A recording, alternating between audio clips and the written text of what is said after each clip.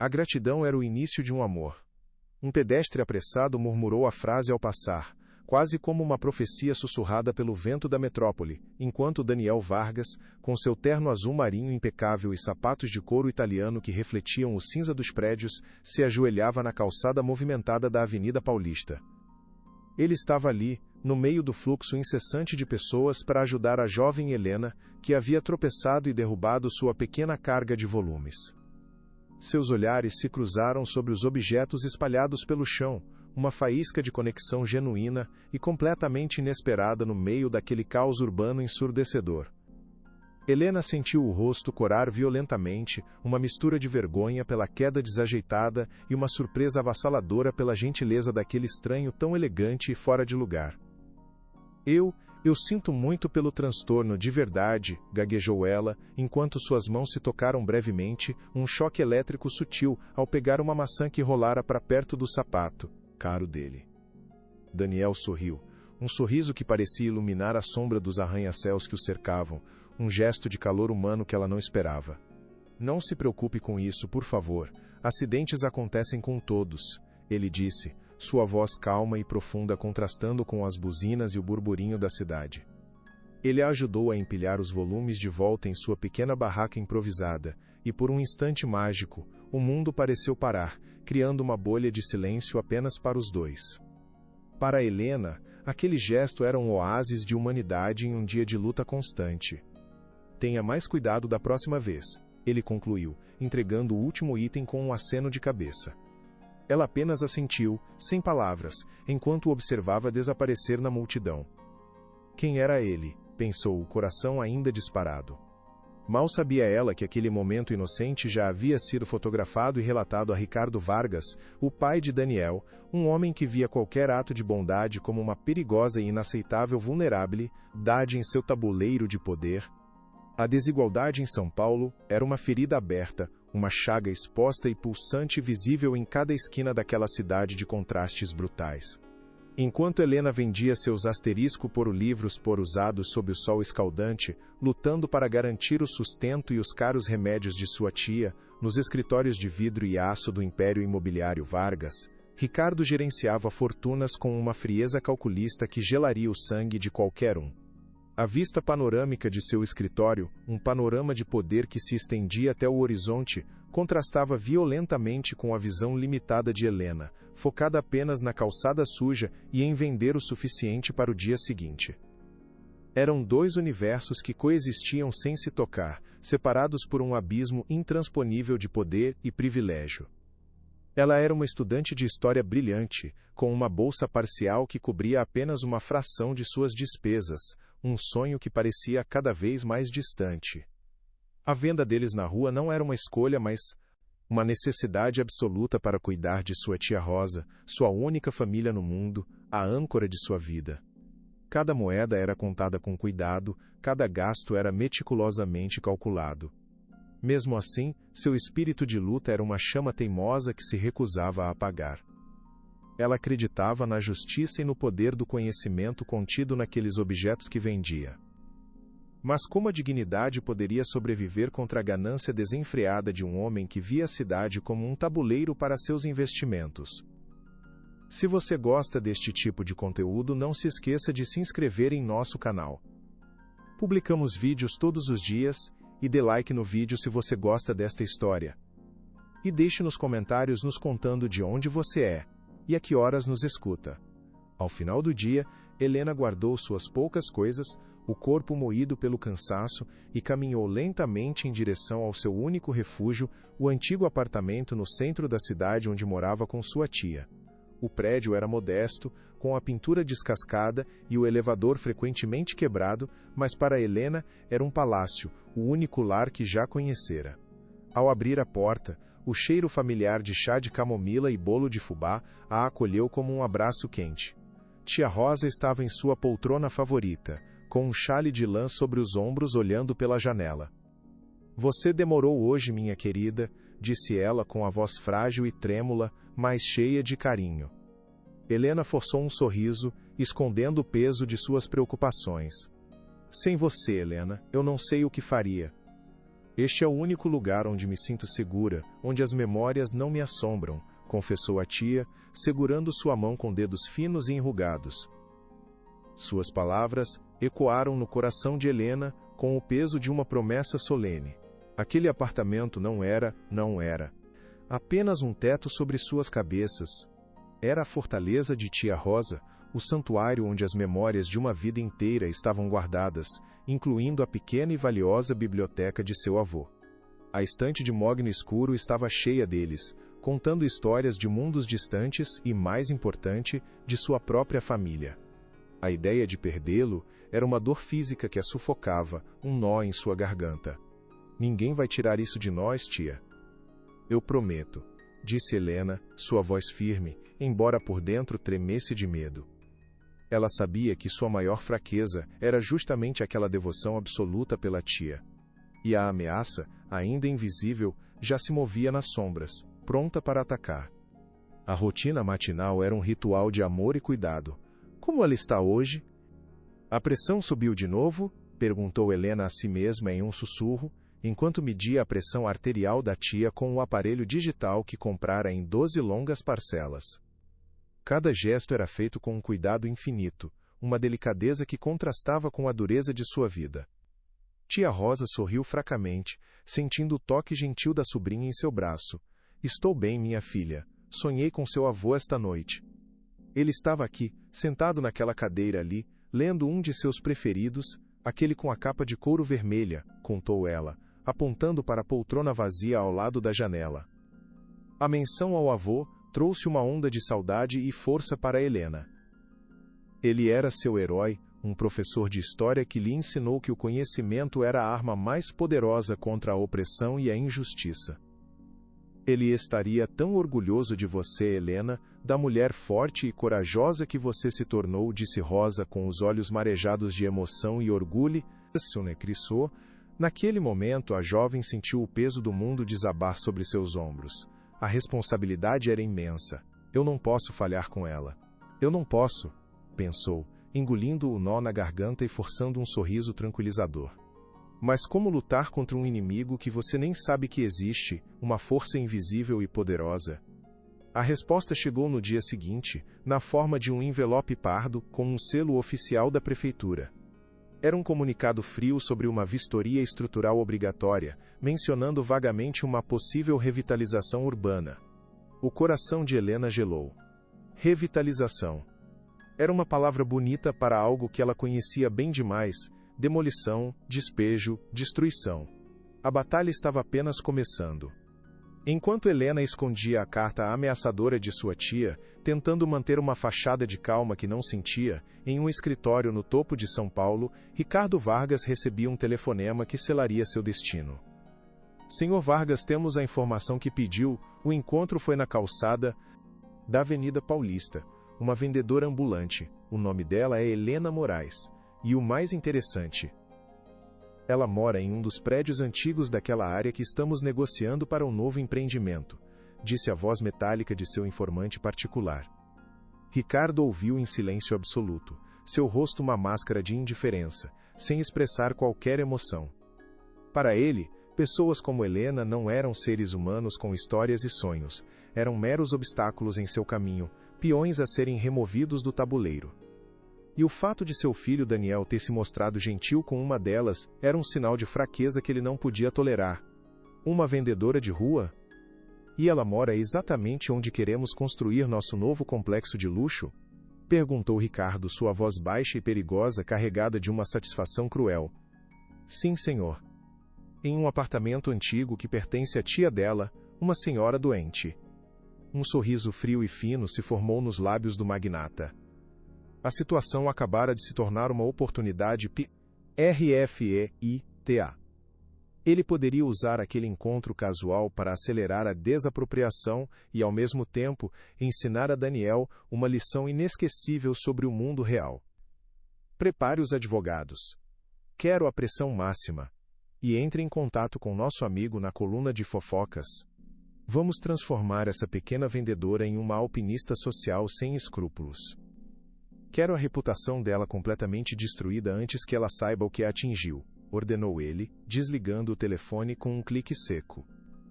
A tempestade estava oficialmente a caminho e Helena estava bem no olho do furacão, sem a menor ideia do que a esperava. Nos dias seguintes, a ameaça abstrata da carta se tornou terrivelmente real. Homens de terno, com pranchetas e expressões sérias, começaram a circular pelo corredor do prédio, medindo paredes, batendo nas estruturas e cochichando entre si.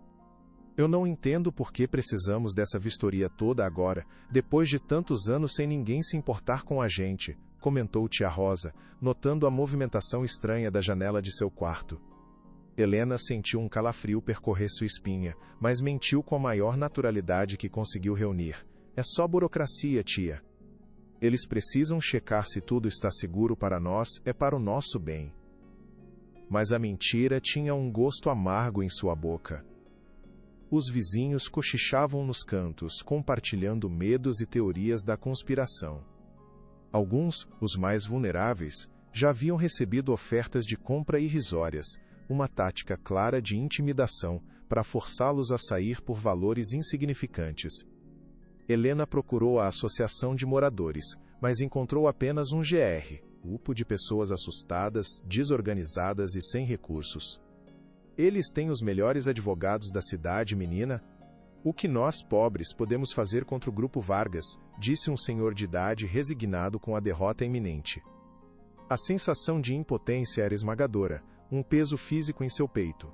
A pressão psicológica orquestrada por Ricardo era uma obra de arte da crueldade. Seus advogados inundaram os moradores com notificações complexas e intimidadoras.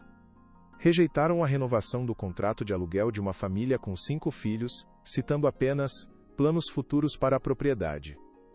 O recado era claro e brutal, ninguém estava seguro. A campanha sutil na mídia com artigos informativos, sugerindo que os prédios antigos do centro eram um risco estrutural, completava o cerco. Ricardo estava construindo seu legado sobre os escombros dos sonhos de outras pessoas. O desespero começava a bater violentamente à porta de Helena. Uma noite, a insônia e o medo tomaram conta de tia Rosa de uma forma avassaladora. A notícia da família com 5 crianças sendo despejada havia se espalhado pelo prédio como fogo em palha seca, alimentando o pânico de todos. Prometa-me, Helena, prometa-me que não deixará que tirem isso de nós. É tudo que tenho, é a minha história, a história da nossa família, implorou ela, a voz embargada pelo choro, agarrando-se à mão da sobrinha como se fosse uma boia em um mar revolto. Helena abraçou a tia com força, sentindo a fragilidade de seu corpo pequeno e encurvado. Eu prometo, tia.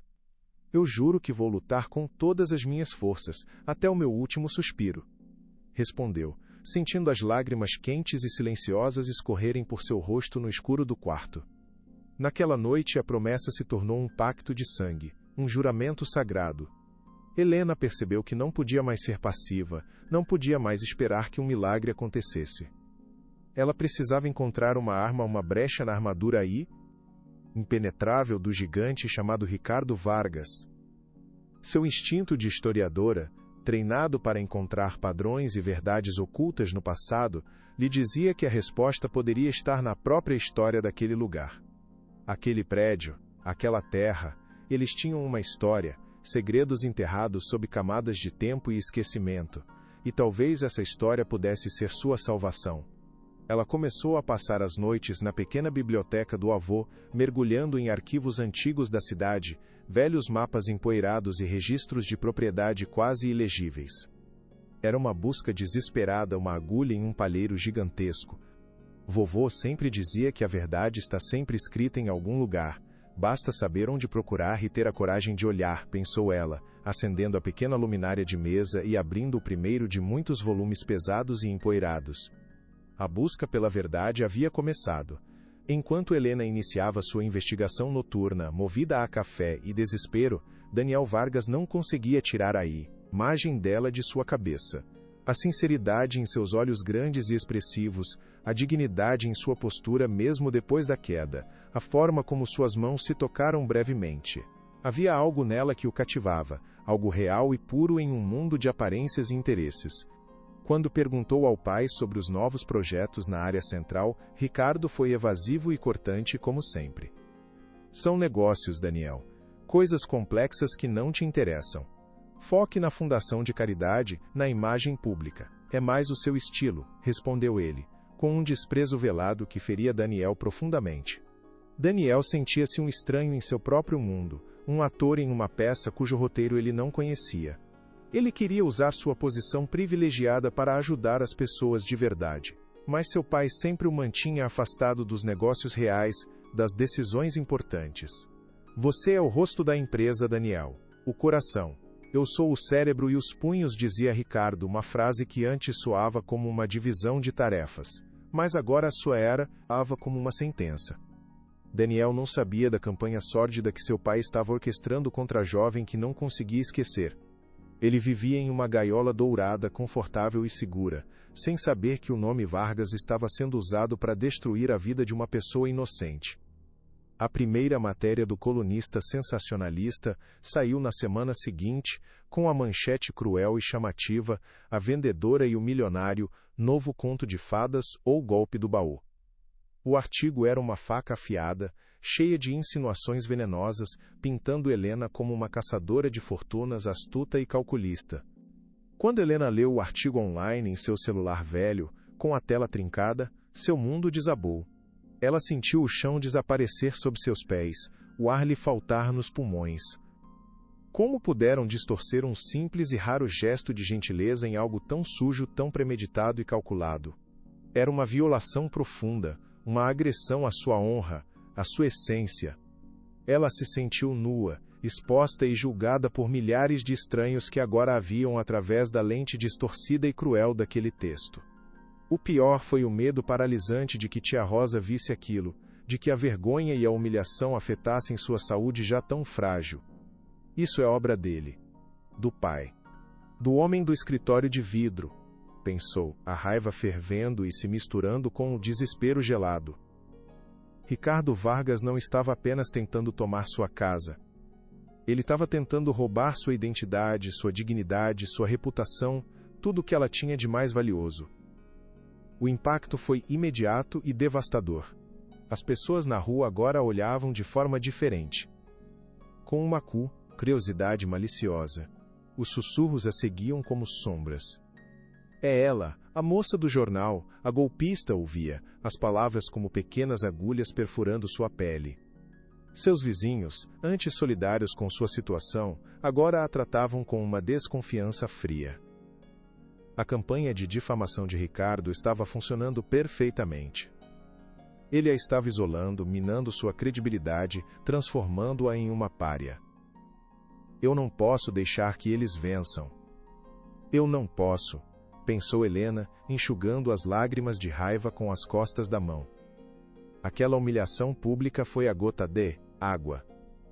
Ela não estava mais lutando apenas por um apartamento. Ela estava lutando por sua honra, por sua verdade, por seu nome. A dor da calúnia acendeu um fogo de fúria dentro dela que nada poderia apagar.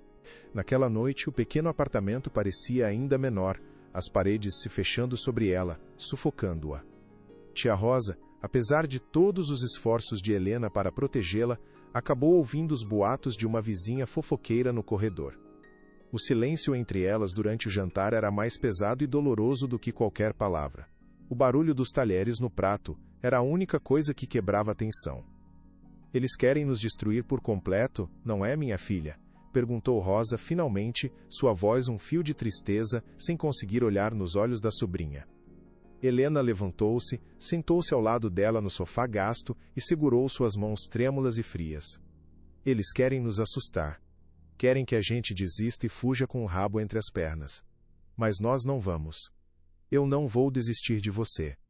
Não vou desistir da nossa casa, da nossa história, do nosso nome, disse Helena, com uma convicção que ela mesma não sabia que possuía, uma força que brotava do fundo de sua alma ferida. Naquele momento, olhando nos olhos cansados da tia, ela entendeu a verdadeira natureza daquela batalha. Não era sobre tijolos e argamassa. Era sobre memória, legado e dignidade. Eu vou encontrar um jeito, tia. Eu prometo. Eles não sabem com quem mexeram. Eles subestimaram a neta do professor de história, afirmou, com um brilho perigoso nos olhos. E pela primeira vez, tia Rosa viu nos olhos da sobrinha não apenas medo ou tristeza, mas a chama de uma guerreira indomável. Movida por essa nova e feroz determinação, Helena mergulhou de cabeça em sua pesquisa. O apartamento se transformou em um quartel-general de investigação, com mapas e documentos espalhados por toda parte. Ela estava em uma corrida desesperada contra o tempo. Precisava de um milagre, e estava determinada a encontrá-lo. O cansaço era seu companheiro constante, uma sombra que a seguia dia e noite. Às vezes, Helena adormecia sobre os papéis amarelados, acordando horas depois com o pescoço doendo e a marca de uma lombada no rosto. Durante o dia, mantinha as aparências, sorrindo para os clientes na rua, preparando as refeições e os remédios da tia com uma calma forçada. Mas à noite, quando a cidade silenciava, a máscara caía e a exaustão a consumia. E se eu não encontrar absolutamente nada? E se tudo isso for em vão e eu estiver apenas adiando o inevitável? Pensava, a mente turva de sono, enquanto folheava mais um registro ilegível de cartório do século passado. A dúvida era um veneno lento, corroendo sua esperança. Em um desses momentos de profundo desespero, por volta das 3 da manhã, seu olhar cansado caiu sobre a estante principal, a que guardava os asterisco pulsaro mais preciosos e raros de seu avô. Eram edições que ele raramente a deixava tocar quando criança, tratando-os como tesouros. Agora, algo a chamava, um impulso inexplicável. Ela se aproximou, passando os dedos pelas lombadas gastas de couro e tecido. Com as mãos trêmulas pela falta de sono e excesso de cafeína, pegou o mais pesado deles. Um antigo e grosso tomo de reggae. Os registros de contabilidade de uma empresa têxtil do início do século. Não parecia ter nenhuma relação com sua busca por títulos de propriedade. Ela o folheou sem esperança, o cheiro de mofo invadindo suas narinas, até que sentiu algo diferente, uma espessura anormal entre duas páginas coladas perto do final. Seu coração disparou, batendo forte contra as costelas. Com extremo cuidado, usando uma espátula fina de um velho kit de encadernação de seu avô, ela começou a separar as páginas. Lentamente, uma cavidade oculta foi revelada. E dentro dela, dobrada com precisão cirúrgica, estava uma velha escritura de propriedade. Uma onda de choque percorreu seu corpo, fazendo-a sentar abruptamente no chão. A escritura, com seu papel amarelado e tinta desbotada, era a prova de que aquele terreno onde o prédio agora se erguia, um dia pertenceu à sua família, aos seus bisavós. Mas a história que ela sempre conhecera era que seus bisavós haviam vendido a propriedade legalmente antes de se mudarem. Aquele documento, no entanto, parecia ser a via original, o título de posse definitivo. E ao lado do nome de seus bisavós, havia uma anotação feita à mão, com uma caligrafia diferente, nervosa e apressada, venda sob coação. Documento de transferência forjado por F. Vargas. O sangue de Helena gelou em suas veias. F. Vargas. Francisco Vargas. O avô de Ricardo, o patriarca, o aclamado fundador do Império Vargas. Ao lado da escritura, havia uma fotografia descolorida pelo tempo, mostrando uma casa simples de madeira e um casal jovem sorrindo para a câmera, datada de 1930. Eram seus bisavós, com os rostos cheios de sonhos. As peças do quebra-cabeça começaram a se encaixar, formando uma imagem terrível e monstruosa. Não tinha sido uma venda. Tinha sido um roubo. Uma fraude cruel perpetrada há quase um século, cujas consequências sombrias ecoavam até hoje, ameaçando despejá-la na rua. O Império Vargas, com seus arranha-céus e sua reputação de sucesso, fora construído sobre uma fundação de mentiras, intimidação e injustiça. E a prova irrefutável estava ali, em suas mãos. Aqueles objetos que ela vendia na rua não eram mais apenas seu sustento. Eles eram a chave para sua sobrevivência, para a justiça de sua tia e para expor a verdade suja da família mais poderosa da cidade. Ela passou o resto da noite, até o sol raiar, analisando cada detalhe do documento, comparando as assinaturas com outras cartas antigas da família, pesquisando as leis de propriedade da época em compêndios de história do direito. Tudo indicava que a escritura era autêntica e que a transferência de posse nunca havia sido registrada de forma legítima. A anotação, embora não fosse uma prova legal por si só, era uma pista poderosa, o testamento silencioso de uma injustiça. Eles tentaram apagar a história, mas meu avô a escondeu. Ele a protegeu, sussurrou Helena para o silêncio do apartamento, sentindo uma conexão profunda com o homem que nunca conhecera de verdade. Uma nova energia tomou conta dela, substituindo o cansaço e o medo por uma determinação gélida. Era a energia da justiça clamando para ser feita. Ela olhou para a tia, que dormia pacificamente no quarto ao lado, alheia à bomba que acabara de explodir em sua sala de estar. Por ela, por seus avós, por seus bisavós enganados. Helena iria até o fim, custasse o que custasse. Ela sabia que a jornada seria perigosa. Ricardo Vargas não mediria esforços para silenciá-la e desacreditar sua descoberta. Ele tentaria enterrar a verdade novamente, e talvez a enterrasse junto com ela. Mas agora, ela não estava mais sozinha. Ela tinha o peso da história a seu favor, o fantasma de seus ancestrais lutando ao seu lado, e uma promessa sagrada a cumprir. A luta pela casa se transformara em uma luta pela memória de sua família. E ela não iria perder. A batalha havia acabado de mudar de nível. Agora, ela tinha uma arma poderosa. Na manhã seguinte, com os olhos vermelhos de exaustão, mas a mente afiada como uma navalha, a primeira ligação que Helena fez foi para um professor de direito de sua universidade, um homem de cabelos brancos conhecido por sua integridade inabalável e por defender causas perdidas. Ela explicou a situação com a voz firme, sem vacilar, detalhando cada passo de sua descoberta. O professor a ouviu com atenção, sem interromper, e após um longo e tenso silêncio do outro lado da linha, ele disse: Helena, se o que você tem em mãos é real, isso não é apenas um caso. Isso é dinamite pura, mas você precisa de mais do que um documento antigo para derrubar um império. Você precisa de provas que conectem essa fraude do passado com as ações predatórias de Ricardo Vargas no presente. Você precisa de um testemunho, de alguém de dentro. A palavra testemunho ecoou em sua mente. Onde ela encontraria alguém corajoso o suficiente para desafiar a família mais poderosa e vingativa de São Paulo? Enquanto isso, Daniel Vargas, sentindo-se culpado e enojado, confrontou o pai sobre o artigo difamatório. Pai, como você pôde permitir que publicassem uma coisa dessas? É uma calúnia nojenta e cruel, disse ele furioso, jogando o jornal sobre a mesa de mogno do pai. Ricardo continuou assinando documentos, impassível, sem sequer levantar o olhar. Daniel, o mundo não é um conto de fadas, pessoas são interesseiras. Aquela garota viu uma oportunidade e nós a neutralizamos. É assim que o jogo funciona, respondeu, com uma frieza que cortou o ar do escritório. O cinismo absoluto do pai chocou Daniel profundamente. Pela primeira vez, ele viu a verdadeira face de Ricardo, a de um homem sem escrúpulos, um predador.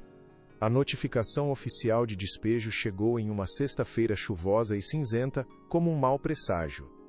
O papel frio e impessoal, entregue por um oficial de justiça com um olhar de pena, dava a elas um prazo de 30 dias para desocupar o imóvel. Era a declaração final de guerra. Tia Rosa, ao ver o documento oficial com o selo do tribunal, teve uma crise de falta de ar, o rosto ficando pálido e os lábios azuis. Helena correu para acudi-la, o coração apertado de medo e uma raiva impotente. Enquanto ajudava a tia a se recuperar, colocando um pano úmido em sua testa e lhe dando um copo de água com açúcar, ela olhou para o papel em cima da mesa. Não era mais um pedaço de papel. Era um símbolo da injustiça, da arrogância do poder, do mal em sua forma mais burocrática e fria. Naquela mesma tarde, com o fogo da fúria queimando em seu peito, ela ligou para o professor de direito novamente. Professor, eu tenho a escritura original, tenho as fotos que comprovam a localização da casa dos meus bis-avós, e agora tenho a notificação de despejo assinada pela empresa do neto do ladrão. É hora de contra-atacar, disse ela, sua voz soando mais confiante do que nunca. O professor, impressionado com a resiliência da jovem, concordou em representá-la pro bono. Vamos entrar com uma ação de manutenção de posse com pedido de anulação de título. Vai ser uma batalha judicial longa e difícil, Helena. A batalha de Davi contra Golias. Você está preparada? Helena olhou para o quarto onde a tia descansava, para as paredes que guardavam sua história, para a estante que lhe dera a chave para lutar. Eu nasci preparada, respondeu ela. A guerra havia começado oficialmente, e o campo de batalha seria o tribunal. A notícia de que uma simples vendedora ambulante e estudante bolsista estava processando o todo-poderoso Grupo Vargas se espalhou como um rastilho de pólvora pela cidade. A princípio, muitos a consideraram uma louca, uma aventureira, em busca de atenção ou de um acordo financeiro. A mídia, em grande parte controlada ou influenciada por Ricardo, tratou o caso como uma curiosidade, uma nota de rodapé excêntrica. Mas para os outros moradores do prédio e de outras áreas da cidade ameaçadas pela especulação imobiliária, Helena se tornou um símbolo instantâneo de esperança e resistência. Ela era a prova viva de que era possível lutar, de que era preciso lutar. Pequenos grupos de apoio começaram a se formar, vizinhos que antes a olhavam com desconfiança agora lhe ofereciam um prato de comida ou palavras de encorajamento. Eu não estou fazendo isso só por mim ou pela minha tia. Estou fazendo isso por todos nós, pela memória de nossas famílias, disse ela em uma pequena reunião de vizinhos na SA, dela de seu apartamento. Sem perceber, ela se tornara a líder de uma pequena rebelião contra um império. Enquanto isso, Daniel, atormentado pela culpa e pelo desprezo pelas ações do pai, conseguiu encontrar o endereço de Helena. Quando ela abriu a porta e o viu ali, parado no corredor mal iluminado, a surpresa em seu rosto foi rapidamente substituída por uma desconfiança fria e dura. "O que você quer aqui?" perguntou ela com a voz cortante. Eu vim me desculpar. Pelo artigo. Eu não tive nada a ver com aquilo." "Meu pai... ele..." gaguejou Daniel, sentindo-se um completo idiota. "Suas desculpas não mudam nada, não apagam as palavras, não devolvem a paz da minha tia", disse ela, a voz cheia de mágoa. A dor em suas palavras o atingiu como um soco. "Eu sei. Mas eu quero ajudar. Por favor, me deixe ajudar", ele implorou, o desespero estampado em seu rosto. A decisão que ela tomasse naquele momento, naquela porta, poderia mudar absolutamente tudo. Helena hesitou por um longo e tenso momento, o coração dividido entre a prudência que lhe gritava para fechar a porta na cara dele e um estranho instinto que lhe dizia para confiar no homem à sua frente. Poderia o filho de seu maior inimigo ser seu aliado? A ideia era absurda, quase uma fantasia, mas o desespero genuíno em seus olhos parecia real. Era um risco enorme, mas ela estava ficando sem opções. "Entre", disse ela finalmente, abrindo um pouco mais a porta e dando um passo para o lado. Ela o levou até a sala de estar, que mais parecia o escritório de um detetive particular ou a sala de guerra de um general. Ele olhou, chocado, para os mapas espalhados pelo chão, os documentos empilhados sobre a mesa, a estante que parecia o centro de tudo. Viu a escritura antiga e a foto desbotada sobre a mesa de centro. "O que é tudo isso? Parece uma investigação", perguntou ele, genuinamente curioso. Helena, ainda desconfiada, mas sentindo que precisava arriscar, respirou fundo e contou-lhe tudo. A história de seus bisavós, a fraude e Francisco Vargas, a descoberta dentro do objeto escondido, a luta para salvar sua casa e a honra de sua família. À medida que ela falava, com a voz carregada de emoção contida, o rosto de Daniel passava da confusão para o choque e, finalmente, para um profundo horror. Ele estava ouvindo a história secreta e vergonhosa de sua própria família, a origem suja da fortuna que o sustentava. "Meu avô? Ele realmente fez isso? Roubou a terra deles?" sussurrou ele, incrédulo, sentindo o chão de seu mundo de privilégios ruir. Naquele momento, o abismo entre seus dois mundos desapareceu. Daniel percebeu que sua vida inteira, seu sobrenome, tudo fora construído sobre uma mentira. "Eu vou te ajudar", disse ele novamente, mas desta vez com uma convicção de aço. "Meu pai tem arquivos antigos no escritório de casa. Se a prova da fraude existe, uma cópia ou um registro dela pode estar lá." A aliança improvável entre Helena e Daniel era um segredo perigoso, uma aposta de alto risco para ambos. Eles se comunicavam por mensagens codificadas em um aplicativo seguro, encontrando-se em cafés discretos e parques afastados, sempre olhando por cima do ombro. Daniel começou a vasculhar os arquivos de seu pai durante a noite, uma tarefa arriscada que fazia seu coração bater descontroladamente. Ele se sentia um espião em sua própria casa, traindo seu sangue para fazer a coisa certa. Enquanto isso, a primeira audiência preliminar foi marcada. Os advogados de Ricardo, um exército de homens caros e impiedosos, tentaram de tudo para desacreditar Helena. Apresentaram laudos estruturais falsos sobre o prédio e usaram o artigo do colunista como prova de seu caráter duvidoso e de suas intenções interesseiras. A humilhação de ter sua vida e suas motivações dissecadas e distorcidas em um tribunal era imensa. Sua suposta gratidão por um gesto de meu cliente, o Sr. Daniel Vargas, é apenas uma máscara para sua ambição para tentar extorquir esta família, não é, senhorita Moraes?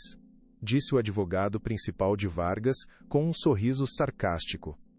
Helena sentiu as lágrimas subirem, mas as engoliu e respondeu com a voz firme: minha gratidão é pelo conhecimento que meus avós me deixaram. E é com esse conhecimento que vou provar a verdade, queiram os senhores ou não. Ricardo, furioso com a resistência inesperada e a coragem de Helena, decidiu aumentar a pressão, transformando a disputa em algo pessoal. Organizou um grande evento beneficente presidido por Daniel e fez questão de que Helena fosse convidada anonimamente. Era uma armadilha cruel, montada para humilhá-la publicamente. Helena, aconselhada por seu professor, decidiu ir. Era uma chance de mostrar que não tinha medo e de observar o inimigo de perto. No evento de gala, cercada de luxo, joias e uma falsidade palpável, Helena se sentia um peixe fora de água, um elemento estranho naquele aquário de privilégios. Ricardo observava de longe, do outro lado do salão, com um sorriso de predador que não alcançava seus olhos frios. No meio da noite, ele deu o sinal. Um organizador se aproximou de Daniel, que estava no palco para fazer um discurso sobre filantropia, e sussurrou algo em seu ouvido. Daniel olhou para a plateia, encontrou o olhar de Helena, e seu rosto ficou pálido como cera. Ele parecia ter visto um fantasma. Então, com as mãos tremendo visivelmente, ele pegou o microfone e disse as palavras que seu pai o forçou a dizer, a escolha que selaria sua covardia ou sua coragem. Gostaria de pedir, em nome da organização, que certas pessoas que não pertencem a este círculo de convidados se retirem. Este é um evento exclusivo para convidados e doadores. Ele não disse o nome dela, mas não precisava. Todos sabiam para quem era a mensagem. O silêncio no salão foi ensurdecedor, absoluto. Todos os olhares, curiosos e cruéis, se viraram para Helena. A humilhação foi pública, brutal e calculada para quebrá-la. Com a dignidade que lhe restava, ela se virou e caminhou em direção à saída, de cabeça erguida, sentindo centenas de olhos em suas costas como facas afiadas. Mas antes de atravessar a porta, ela olhou uma última vez para Daniel e viu uma lágrima solitária escorrer pelo rosto dele. Ela entendeu que aquilo não era um ato dele, mas de seu pai. Algo estava prestes a romper. Aquela humilhação seria o combustível para sua vingança, a faísca que incendiaria o Império Vargas. A humilhação pública no evento beneficente foi o ponto mais baixo para Helena, um golpe que quase a nocauteou. Ela caminhou sem rumo pelas ruas naquela noite, a chuva fina se misturando às suas lágrimas, sentindo-se completamente derrotada e suja. As palavras de Daniel, mesmo que forçadas, ecoavam em sua mente como um veredito de sua inadequação, de seu o pertencimento. Eles conseguiram. Eles finalmente me quebraram, pensou, sentindo um vazio profundo e gelado no peito. Pela primeira vez desde o início daquela guerra, ela considerou seriamente desistir.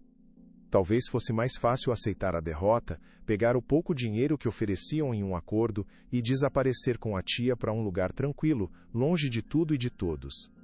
Mas então, a imagem do rosto frágil de tia Rosa surgiu em sua mente, seguida pela memória do avô e pela promessa que havia feito à beira da cama.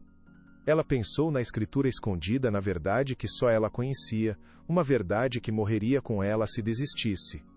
A derrota era uma opção, mas a rendição não. Ao chegar em casa, encharcada e exausta, encontrou uma mensagem de Daniel esperando por ela, enviada segundos após o incidente. Me perdoe. Eu fui um covarde. Mas encontrei algo.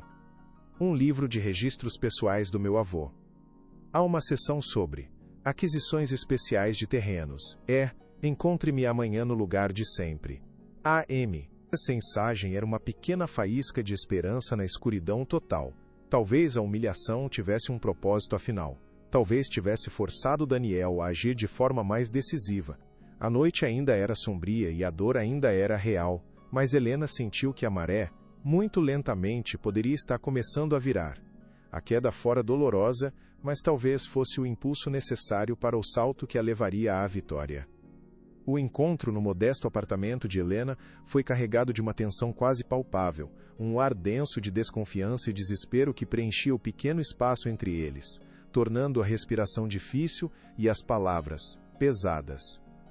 Daniel Vargas, o herdeiro de um império construído sobre a ruína de inúmeras famílias como a dela, olhava para os documentos amarelados espalhados sobre a mesa de madeira simples com uma expressão de horror crescente. Cada papel, cada assinatura desbotada parecia uma acusação direta contra seu próprio sangue, contra a vida de luxo e privilégio que ele sempre conhecera e aceitara sem questionar. Então, tudo isso é verdade? A história da minha família é uma fraude monumental? Perguntou ele, a voz um sussurro rouco, um som frágil que mal conseguia romper o silêncio opressor da sala. Helena o observou com olhos frios e analíticos, uma máscara de indiferença que mal escondia a tempestade de emoções dentro dela. Ela tentava decifrar se a sua incredulidade era genuína, ou apenas mais uma performance calculada de um homem acostumado a manipular as aparências. Eu não sei o que a sua família é, Daniel. Eu só sei o que eles fizeram com a minha, respondeu ela, a voz cortante como um caco de vidro, cada palavra pesando uma tonelada de dor e injustiça acumuladas por gerações de silêncio forçado. Isto não é apenas sobre um apartamento ou sobre dinheiro, é sobre a verdade, é sobre restaurar um nome que foi roubado e manchado pela ganância desenfreada. Se você quer realmente ajudar, não preciso da sua pena ou do seu dinheiro sujo. Preciso de provas concretas. Preciso de algo que conecte a fraude do seu avô à campanha sistemática de destruição do seu pai. Daniel sentiu as palavras de Helena o atingirem como pedras, cada uma demolindo um pouco mais o castelo de mentiras no qual ele havia vivido. A convicção no olhar dela era inabalável, e ele soube naquele instante que ela não estava blefando. Eu não sei como, mas vou conseguir, prometeu ele, com uma determinação desesperada brotando em seus olhos, uma centelha de decência em meio ao pânico. Ele finalmente compreendia que não estava ali para salvá-la, mas talvez para salvar a si mesmo da herança tóxica que corria em suas veias. A aliança improvável e perigosa estava selada, nascida das cinzas de uma injustiça antiga, um pacto silencioso firmado sob o teto de uma de suas vítimas. Naquela mesma noite, a imponente mansão dos Vargas, que sempre fora um símbolo de segurança e poder para Daniel, transformou-se em um território inimigo, um labirinto de segredos e perigos iminentes. Cada rangido do assoalho de madeira nobre parecia um grito de alarme, cada sombra projetada nos corredores os silenciosos parecia a figura de seu pai, Ricardo, prestes a flagrá-lo em sua traição. O que eu estou fazendo? Traindo meu próprio pai por uma mulher que acabei de conhecer? Pensou ele, o coração batendo descontroladamente contra suas costelas, um tambor de guerra anunciando a batalha interna que travava. O suor frio escorria por sua testa, as mãos tremendo tanto que ele mal conseguia segurar o pequeno canivete suíço com que tentava forçar a fechadura do escritório de Ricardo. Ele se sentia um ladrão em sua própria casa, um impostor vivendo uma vida que, agora ele sabia, não lhe pertencia de fato. Depois de minutos que pareceram uma eternidade de agonia e medo, a porta finalmente cedeu com um clique suave, quase inaudível. O som, para Daniel, foi tão alto quanto uma explosão. O escritório era um santuário de poder, um reflexo da personalidade fria e calculista de Ricardo. As paredes eram forradas de mogno escuro, e um cheiro forte de couro, charutos cubanos e dinheiro antigo pairava no ar. Ele começou a procurar desesperadamente por qualquer coisa, qualquer documento, qualquer carta ou registro que pudesse corroborar a história de Helena e expor a verdade oculta. Contudo, os arquivos estavam perfeitamente organizados, impessoais, corporativos. Não havia nada ali que revelasse a alma sombria do homem que o criou, apenas contratos e relatórios financeiros impecáveis. A frustração o atingiu como um soco no estômago. Então, ele viu um pequeno cofre de aço, embutido na parede atrás de um imponente quadro a óleo do patriarca da família Francisco Vargas. Seus olhos se fixaram no retrato, no olhar frio e ambicioso de seu avô, e ele sentiu um arrepio. Estava trancado, claro. A verdade estava ali, a poucos centímetros de distância, mas protegida por camadas de aço e décadas de segredos de família. Ele estava tão perto e, ao mesmo tempo, tão devastadoramente longe. Ele sabia que teria que encontrar outro caminho. A chave para tudo estava trancada naquele cofre.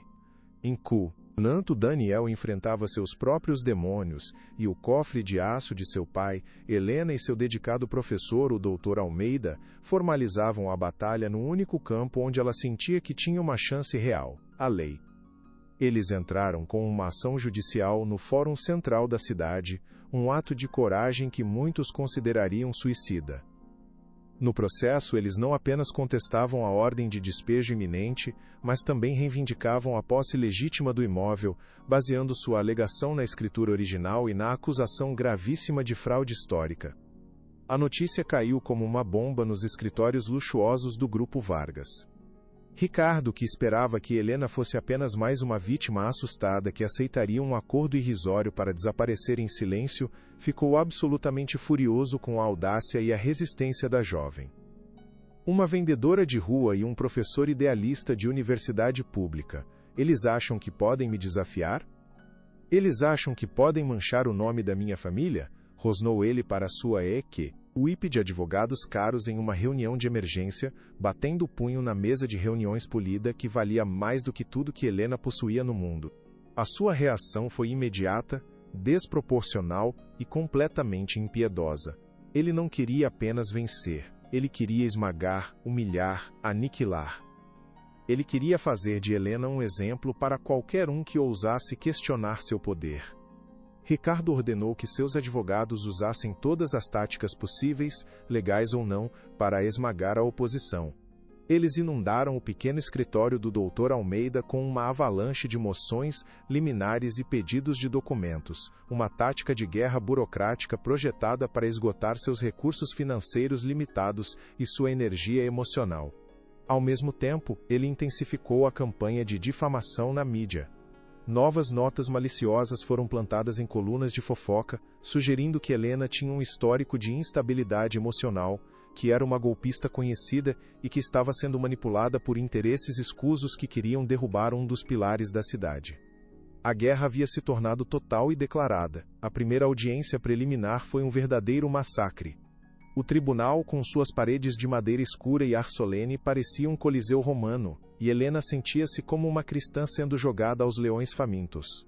O advogado principal de Ricardo, um homem chamado Dr. Monteiro, era um tubarão em um terno de grife, com um sorriso frio e olhos que não piscavam.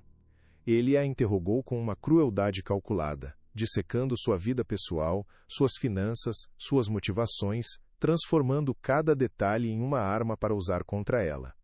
Ele queria pintá-la não como uma vítima, mas como uma predadora ambiciosa. A humilhação estava apenas começando. Senhorita Moraes, a senhora alega que tudo isso é por justiça, pela memória de sua família. Uma narrativa muito nobre, começou o Dr. Monteiro, a voz pingando um falso tom de compaixão que fez o estômago de Helena revirar. Mas não é verdade que a senhora vive com extremas dificuldades financeiras, que sua bolsa de estudos não cobre todas as suas despesas, que a senhora vende seus objetos na rua para sobreviver quase como uma pedinte? A pergunta foi desenhada para humilhá-la, para reduzi-la à sua condição social. Sim, é verdade, eu trabalho honestamente para viver com muito orgulho, respondeu Helena, a voz firme, apesar do nó que se formava em sua garganta. O advogado sorriu, o sorriso de um predador que encurrala sua presa. Então, não seria mais correto dizer que a senhora viu no meu cliente, um homem jovem e rico, uma oportunidade de ouro? Que este documento antigo, de autenticidade mais do que duvidosa, é apenas um pretexto para um golpe? Sua suposta gratidão por um gesto de gentileza de Daniel Vargas não passa de uma máscara para sua ambição para tentar extorquir esta família honrada, não é verdade? A acusação a atingiu como um tapa no rosto, uma humilhação profunda e íntima. Era sua vida inteira sendo torcida e transformada em algo sujo, mesquinho. Algo estava prestes a romper. Helena sentiu as lágrimas de raiva e humilhação queimando em seus olhos, mas recusou-se a dar ao Dr. Monteiro a satisfação de vê-la chorar. Ela respirou fundo, agarrou-se à imagem mental de sua tia e do seu avô, e olhou diretamente para o advogado, a voz saindo mais forte e clara do que ela mesma esperava. Minha gratidão, doutor, é pelo conhecimento que meus avós me deixaram, algo que dinheiro nenhum pode comprar. E o senhor pode tentar distorcer a minha vida, pode tentar pintar meu trabalho honesto como um crime, pode tentar transformar minha luta por justiça em um ato de ganância, mas o senhor não pode mudar os fatos, e o fato é que a fortuna que paga o seu salário exorbitante foi construída sobre uma mentira, sobre a dor da minha família. E eu vou provar isso, com ou sem a sua aprovação. O silêncio que se seguiu no tribunal foi pesado, quebrado apenas pela batida do martelo do juiz. Embora legalmente ela não tivesse ganhado nenhum ponto, moralmente ela havia vencido aquela pequena batalha. Mas a guerra estava longe de terminar. Naquela noite, ela se encontrou com Daniel em um pequeno parque mal iluminado, o único lugar onde se sentiam seguros para conversar. Ele parecia devastado, a culpa gravada em cada linha de seu rosto. Eu ouvi o que aconteceu na audiência. Sinto muito, Helena. Aquilo foi monstruoso. Meu pai não tem limites, disse ele, a voz cheia de vergonha. Eu sei, respondeu ela, a exaustão pesando em seus ombros. Ele está tentando me quebrar psicologicamente antes de me quebrar financeiramente. E, para ser sincera, ele está quase conseguindo. A vulnerabilidade em sua voz fez Daniel sentir um nó na garganta. Ele era parte daquilo, o SANGU, e dele era o sangue daquele monstro. Eu não vou deixar, disse Daniel, com uma nova urgência em sua voz. O cofre. A resposta deve estar naquele cofre. Eu não sei a combinação, mas minha mãe, ela talvez saiba. Ela nunca aprovou os métodos do meu pai. Ela sempre se manteve à distância dos negócios, como se soubesse que eram sujos. A conversa com Daniel, embora breve, acendeu uma nova e pequena chama de esperança em Helena. A ideia de que a mãe de Daniel, Beatriz Vargas, uma figura que ela só conhecia por fotos em revistas de luxo, pudesse ser uma aliada inesperada, era quase inacreditável. No entanto, ela sabia que não podia depender apenas disso. Ela precisava continuar sua própria investigação, encontrar sua própria munição para a guerra que se aproximava.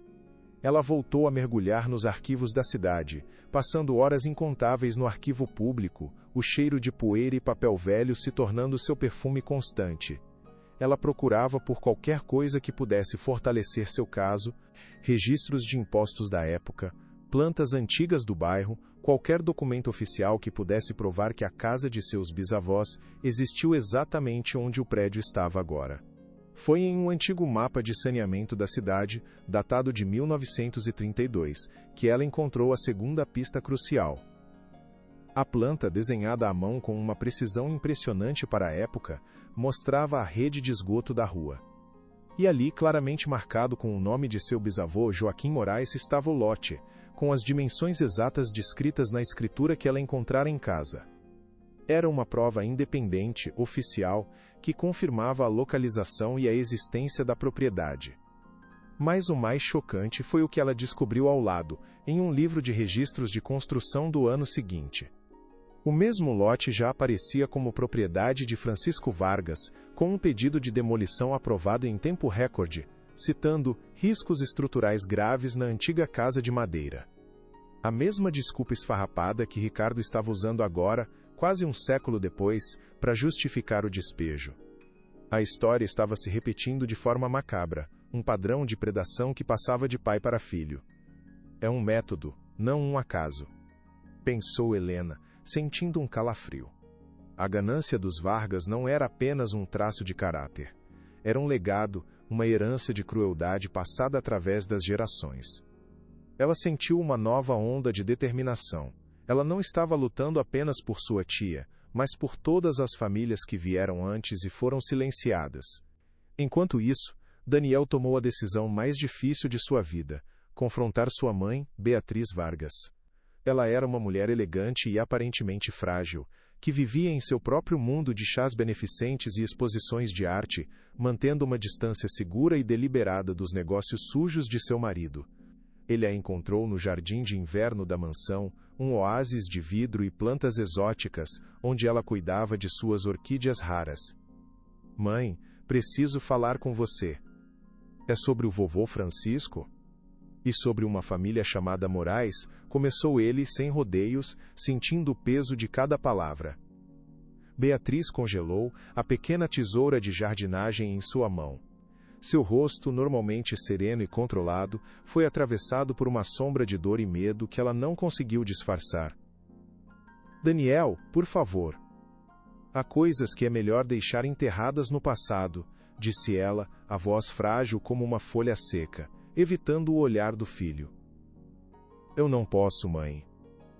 Não quando o passado está destruindo o presente de pessoas inocentes. Ou-se, o pai está repetindo os mesmos erros, os mesmos crimes.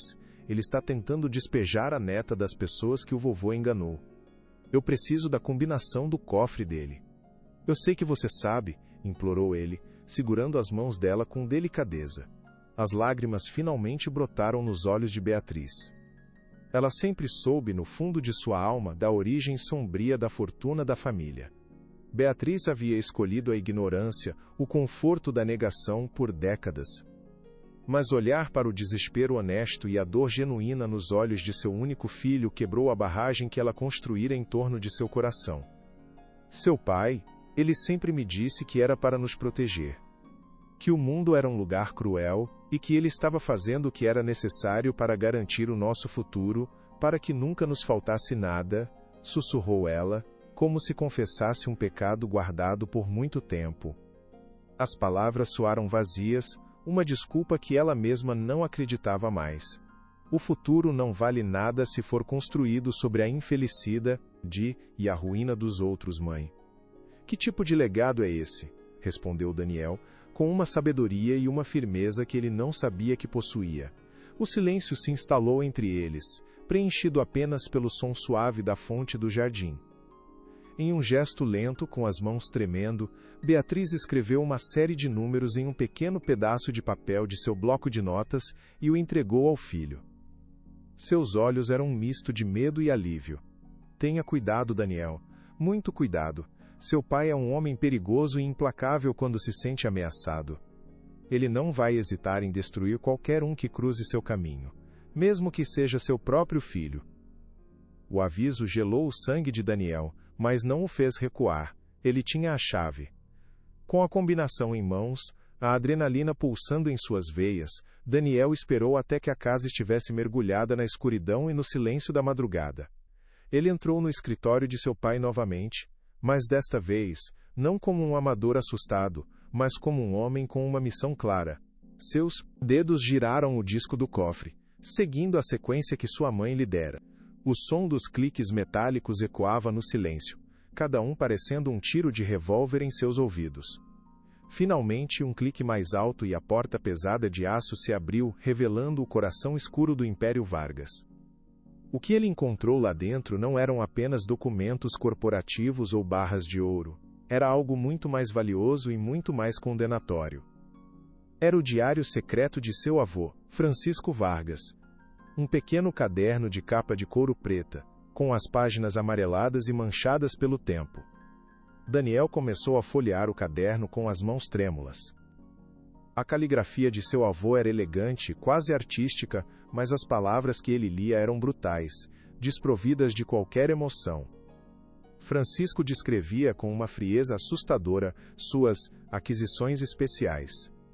Ele não as chamava de roubo ou fraude, ele as chamava de limpeza de terreno e remoção de obstáculos. E então ele encontrou a página. Nela, Francisco descrevia em detalhes como havia coagido a família Moraes a vender a propriedade por uma fração de seu valor real, usando ameaças veladas e a falsa promessa de um emprego em outra cidade que nunca se materializou. Eles eram simples e confiaram em minha palavra. A ingenuidade dos pobres é o maior ativo dos homens de visão, escrevera seu avô. A frase atingiu Daniel como um veneno, queimando em sua consciência. Ali estava a prova. A confissão da boca do próprio monstro, a origem de toda sua fortuna e privilégio. Era a semente podre da qual sua família havia brotado. Ele tirou fotos nítidas de cada página com seu celular, o flash iluminando as palavras terríveis no escuro do escritório. Eu tenho você, pai.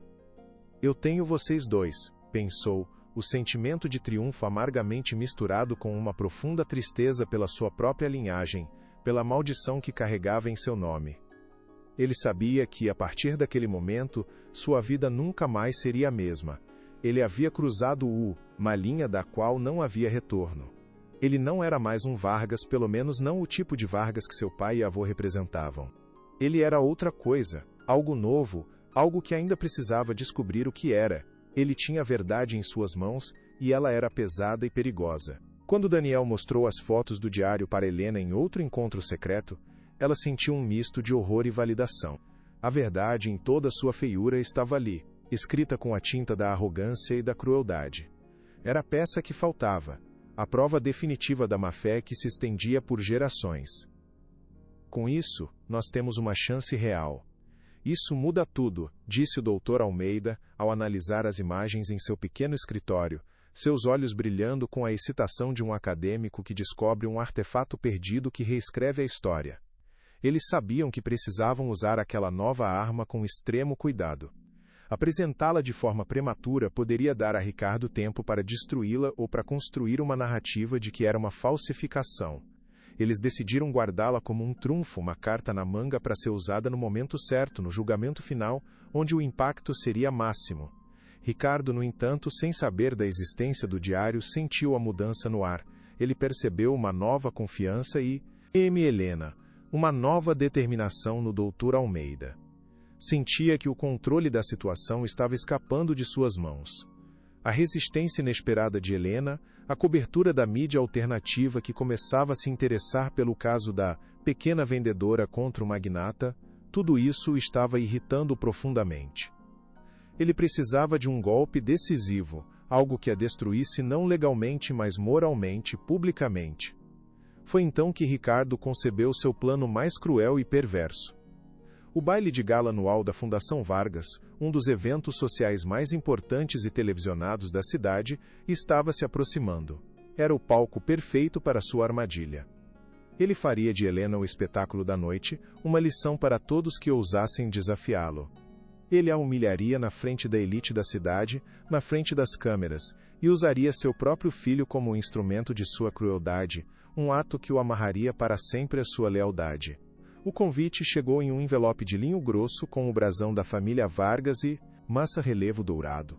Era um insulto, uma provocação clara e direta. Ele está rindo da nossa cara. Ele quer que eu vá para que possa me transformar em uma piada ambulante, disse Helena para o Dr. Almeida, amassando o papel com raiva. O professor, no entanto, viu a situação de outra forma, com a clareza de um estrategista. Não, Helena. Ele quer que você não vá. Ele espera que você se esconda, que tenha medo, e se você não for, a imprensa dirá que você se acovardou, você precisa ir. De cabeça erguida. Vista sua melhor roupa, mesmo que seja simples, e mostre a eles que você não tem medo. Mostre que você pertence a qualquer lugar onde a verdade e a dignidade são respeitadas.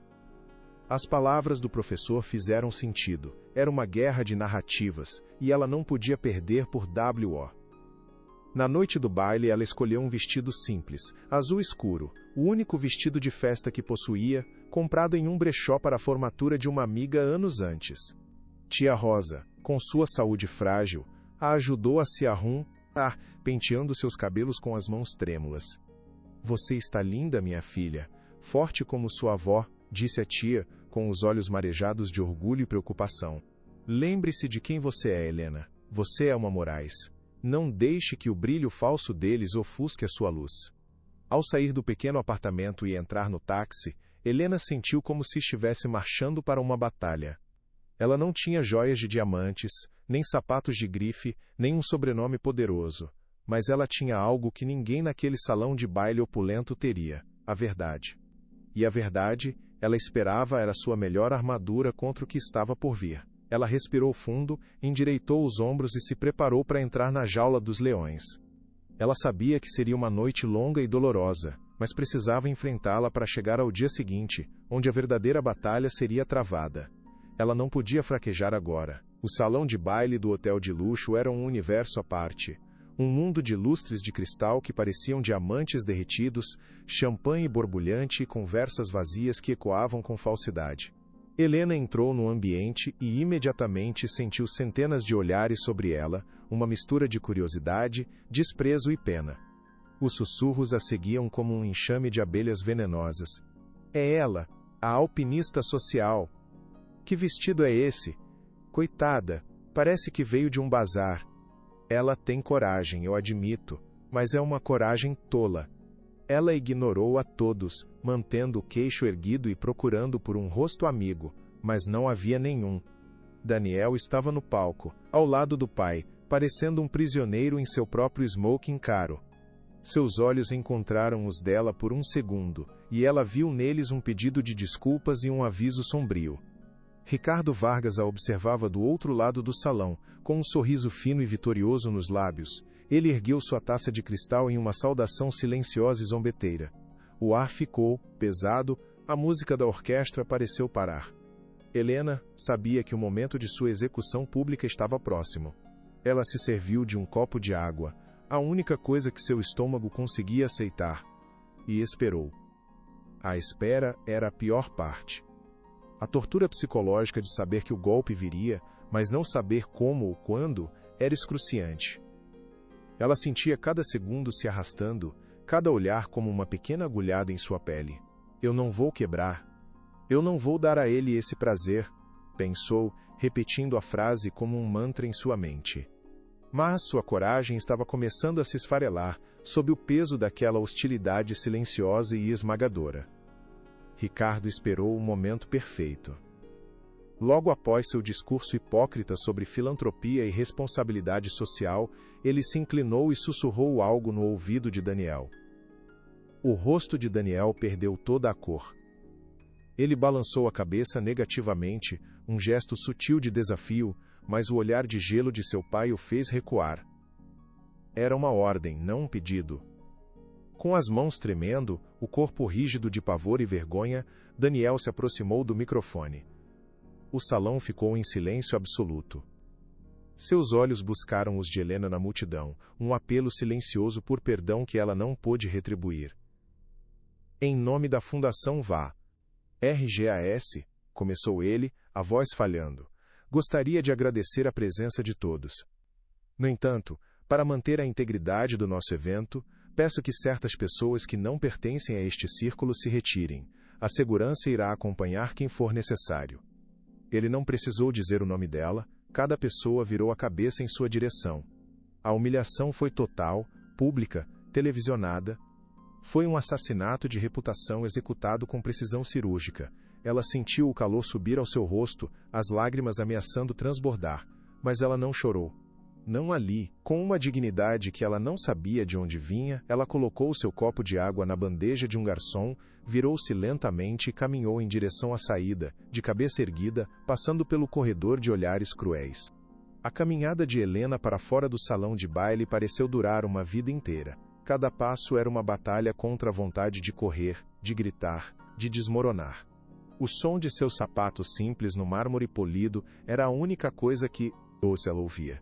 Ao passar pela porta maciça, ela não olhou para trás. Assim que as portas se fecharam, suas pernas fraquejaram. Ela se apoiou na parede fria do corredor, o ar finalmente escapando de seus pulmões em um soluço trêmulo. A armadura de dignidade se estilhaçou. Eles venceram. Eles me destruíram, pensou. Ela caminhou sem rumo pelas ruas frias, a garoa fina misturando-se com as lágrimas silenciosas. Tudo parecia perdido. O poder de Ricardo era absoluto. Talvez lutar fosse inútil. Quando finalmente chegou ao seu prédio, sentia-se como um fantasma. Subiu as escadas lentamente, cada degrau um esforço monumental. Ao abrir a porta de seu apartamento, o calor e o cheiro familiar de casa a atingiram, mas não trouxeram conforto. Ela se sentou no sofá escuro, a mente em branco. Olhou para a estante, para seus amados companheiros de uma vida inteira. Eles pareciam observá-la em silêncio, testemunhas de sua queda. Vovô, eu falhei. Eu não sou forte o suficiente, sussurrou ela para o silêncio. Naquele momento de desolação, seu celular vibrou. Ela o ignorou, mas o aparelho vibrou de novo, e de novo. Com um suspiro, ela o pegou. Era uma série de mensagens de um número desconhecido, de Daniel. A primeira dizia: Helena, me perdoe, eu sou um covarde. Mas eu preciso que você saiba que não foi em vão. A segunda mensagem era uma imagem. Uma foto de uma página de um diário antigo. E a terceira dizia: ele me forçou a fazer aquilo porque descobriu que eu estava te ajudando. Ele me ameaçou. Mas isso só me deu mais certeza. Eu tenho tudo, Helena. O diário do meu avô. A confissão. Nós vamos destruir o império deles com a verdade. As palavras de Daniel e a imagem daquela página de diário agiram como um desfibrilador no coração de Helena. Uma corrente elétrica de choque, raiva e, finalmente, uma esperança feroz percorreu seu corpo, expulsando o frio do desespero. A humilhação que ela sofrera não fora o fim. Tinha sido um catalisador. O ato de crueldade de Ricardo, projetado para ser o golpe final, acabara de se transformar em seu maior erro. Ele havia empurrado seu próprio filho para o outro lado do campo de batalha, de forma definitiva e irrevogável. Helena se levantou, o cansaço e a dor substituídos por uma adrenalina gelada. Ela olhou novamente para a estante, mas desta vez, não com o olhar de uma derrotada. Ela viu a fileira de lombadas gastas, não como meros objetos, mas como um exército silencioso, guardiões de uma verdade que estava prestes a explodir. Ela havia sido derrubada, mas eles cometeram um erro fatal. Eles a deixaram se levantar. E agora, ela não estava mais lutando apenas com uma escritura antiga. Ela tinha a confissão do patriarca, a traição do herdeiro e o fogo de uma mulher que não tinha mais nada a perder. A dor da humilhação pública se transformou em combustível. A tristeza se solidificou em uma armadura de determinação. Daniel, onde você conseguiu isso? É real? Perguntou Helena ao telefone, a voz um sussurro urgente e o coração ainda martelando contra as costelas. Ela mal conseguia respirar. Do outro lado da linha, a voz de Daniel era tensa, mas firme. É real, Helena. Estava no cofre do meu pai. É o diário pessoal do meu avô Francisco. Há páginas e páginas descrevendo como ele adquiriu propriedades. A sua família é mencionada pelo nome. É a arma definitiva. Um silêncio pesado caiu entre eles. Meu pai me confrontou esta noite. Ele me mostrou fotos de nós dois no parque. Ele sabe de tudo. Ele me deu uma escolha. Ou eu te humilhava publicamente, ou ele me deserdaria e usaria todo o seu poder para garantir que você e sua tia acabassem na rua. Eu entrei em pânico. Eu fui fraco, confessou ele. Você não foi fraco, Daniel. Você foi humano, disse Helena, surpreendendo a si mesma com a compaixão. Ele te colocou em uma armadilha impossível. O que importa é o que você vai fazer agora. Eu vou testemunha, disse ele sem hesitar. Vou entregar o diário. Vou contar a verdade no tribunal, custe o que custar. Ele pode tirar meu nome, meu dinheiro. Mas não pode tirar minha consciência, não mais.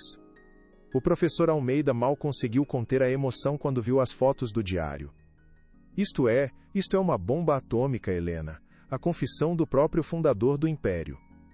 Com isso, nosso caso passa de uma disputa de propriedade para um escândalo de proporções históricas, exclamou ele, andando de um lado para o outro em seu pequeno escritório abarrotado de volumes. Mas precisamos ser extremamente cuidadosos. Ricardo Vargas é como um animal encurralado agora. Ele vai se tornar ainda mais perigoso. Precisamos proteger Daniel e a prova física. E precisamos preparar nossa estratégia para o julgamento final. Não podemos cometer um único erro. Eles passaram os dias seguintes em um estado de sigilo e preparação febril. Daniel, temendo por sua segurança, deixou a mansão de seu pai e se escondeu em um pequeno apartamento alugado por um amigo de confiança. Ele entregou o diário original ao Dr. Almeida, que o guardou em um cofre de segurança. Eles se prepararam para a audiência que definiria o destino de todos. A notícia do rompimento entre Ricardo e Daniel se espalhou, alimentando as fofocas. A maioria acreditava na versão de Ricardo, que seu filho havia sido manipulado. Poucos imaginavam a verdade. O palco para o confronto final estava montado. No dia anterior à audiência, Helena foi visitar tia Rosa, que estava temporariamente na casa de uma vizinha solidária. A tia parecia mais frágil do que nunca. Você tem certeza disso, minha querida? Enfrentar todos eles, sozinha? Perguntou Rosa, segurando a mão de Helena com força. Eu não estarei sozinha, tia. Terei a verdade comigo. Terei a memória do vovô, dos meus bisavós. E terei você no meu coração, respondeu Helena, tentando transmitir uma confiança que ela mesma lutava para sentir. Eu tenho medo, Helena. Não por mim, mas por você. O mundo deles é tão cruel? Helena abraçou a tia, sentindo a fragilidade dos ossos dela. Não tenha medo. Lembre-se do que o vovô costumava dizer sobre os objetos que ele tanto amava. Ele dizia que eles continham as histórias de milhares de batalhas, de heróis e vilões, de quedas e redenções. E que, no final, a verdade sempre encontra uma maneira de ser a última palavra a ser escrita. Amanhã, nós vamos escrever o nosso capítulo final. E será um capítulo de justiça. As palavras pareceram acalmar a tia. Naquele momento, Helena entendeu que sua luta não era apenas para salvar uma casa, mas para honrar o legado de conhecimento e integridade. Os objetos que ela vendia não eram apenas papel e tinta, eram a fonte de sua força. A manhã da audiência final amanheceu cinzenta e chuvosa. O fórum estava cercado por um batalhão de repórteres, cinegrafistas e curiosos. Helena chegou acompanhada pelo Dr. Almeida, atravessando a multidão em silêncio, o rosto uma máscara de concentração. Ela não parecia uma vítima assustada, mas uma guerreira caminhando para o seu destino. Do outro lado, Ricardo Vargas chegou em seu sedã de luxo, cercado por guarda-costas, o rosto impassível e arrogante. Ele não olhou para Helena, tratando-a como se fosse invisível. O último a chegar foi Daniel. Ele veio sozinho, em um carro simples. Ele evitou as câmeras. Seu olhar encontrou o de Helena por um breve instante através do saguão lotado. Foi um olhar de solidariedade, de medo compartilhado e de determinação mútua. A sala de audiências estava lotada até o teto. Vizinhos, estudantes, ativistas e a elite da cidade se misturavam, criando uma atmosfera elétrica. O juiz, um homem mais velho com um ar de severidade, bateu o martelo, e o silêncio caiu sobre a sala. Estamos aqui para ouvir as alegações finais no caso Moraes versus Grupo Vargas. Dr. Monteiro, o senhor tem a palavra. A batalha final, o confronto que decidiria tudo, estava prestes a começar. O mais forte está por vir. Fique até o final. O Dr. Monteiro iniciou sua argumentação com a arrogância de sempre, pintando um quadro de Helena como uma mentirosa manipuladora e de Ricardo Vargas como uma vítima de uma conspiração. Ele desqualificou a escritura como uma possível falsificação e o mapa da cidade como uma coincidência. O que temos aqui, meritíssimo, não é um caso de justiça histórica, mas um caso de oportunismo moderno.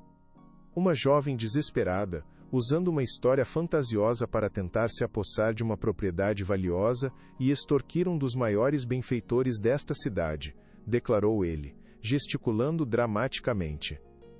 Ricardo assistia a tudo com um ar de satisfação. Quando chegou a vez do Dr. Almeida, ele foi calmo e metódico. Ele reapresentou a escritura, o mapa, e então chamou sua primeira testemunha. A defesa chama ao banco das testemunhas o senhor Daniel Vargas.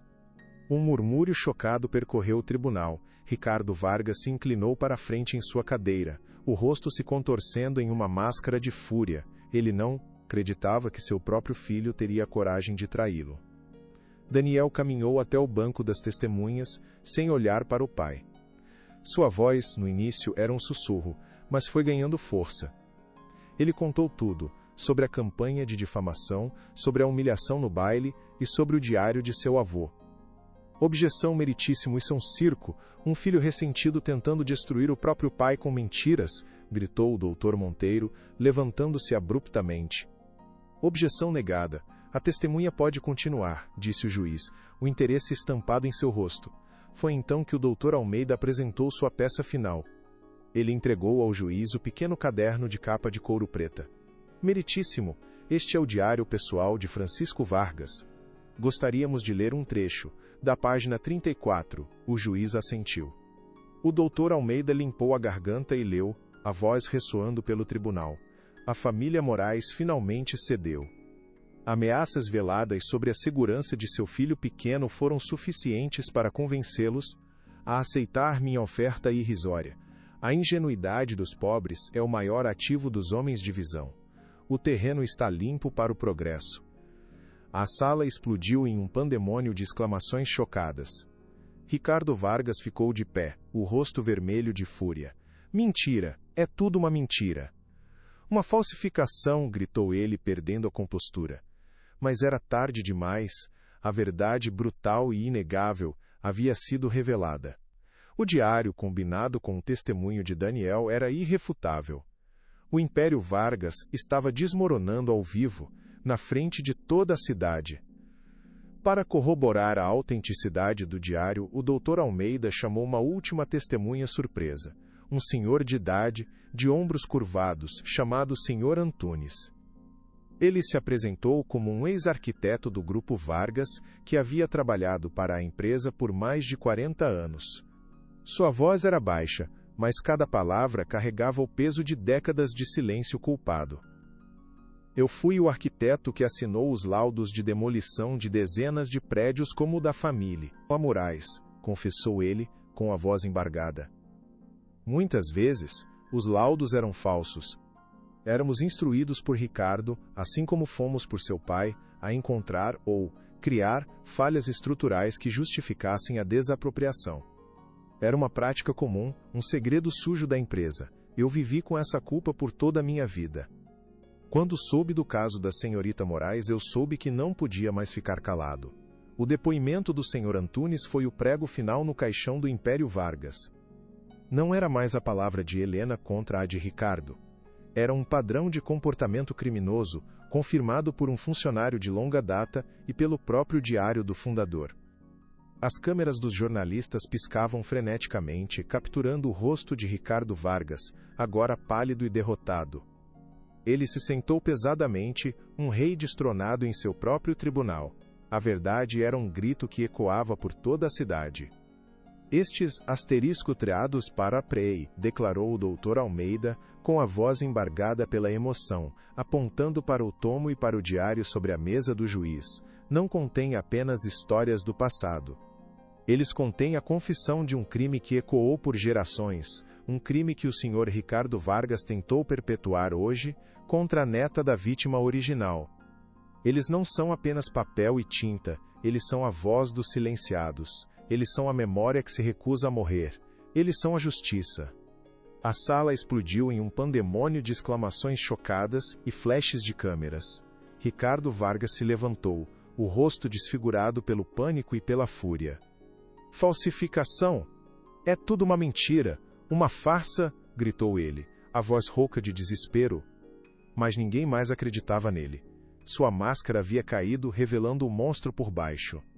Sua negação era o som patético de um homem se afogando na verdade que ele tentou suprimir por tanto tempo. A força daquelas palavras, daquelas páginas antigas, era mais poderosa do que todo o seu dinheiro e sua influência.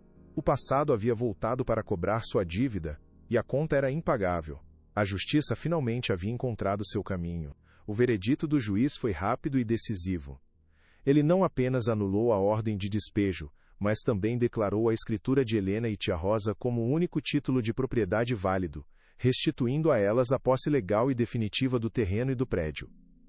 Além disso, ele ordenou a abertura de uma investigação criminal em larga escala contra o Grupo Vargas por fraude, falsificação de documentos e coação.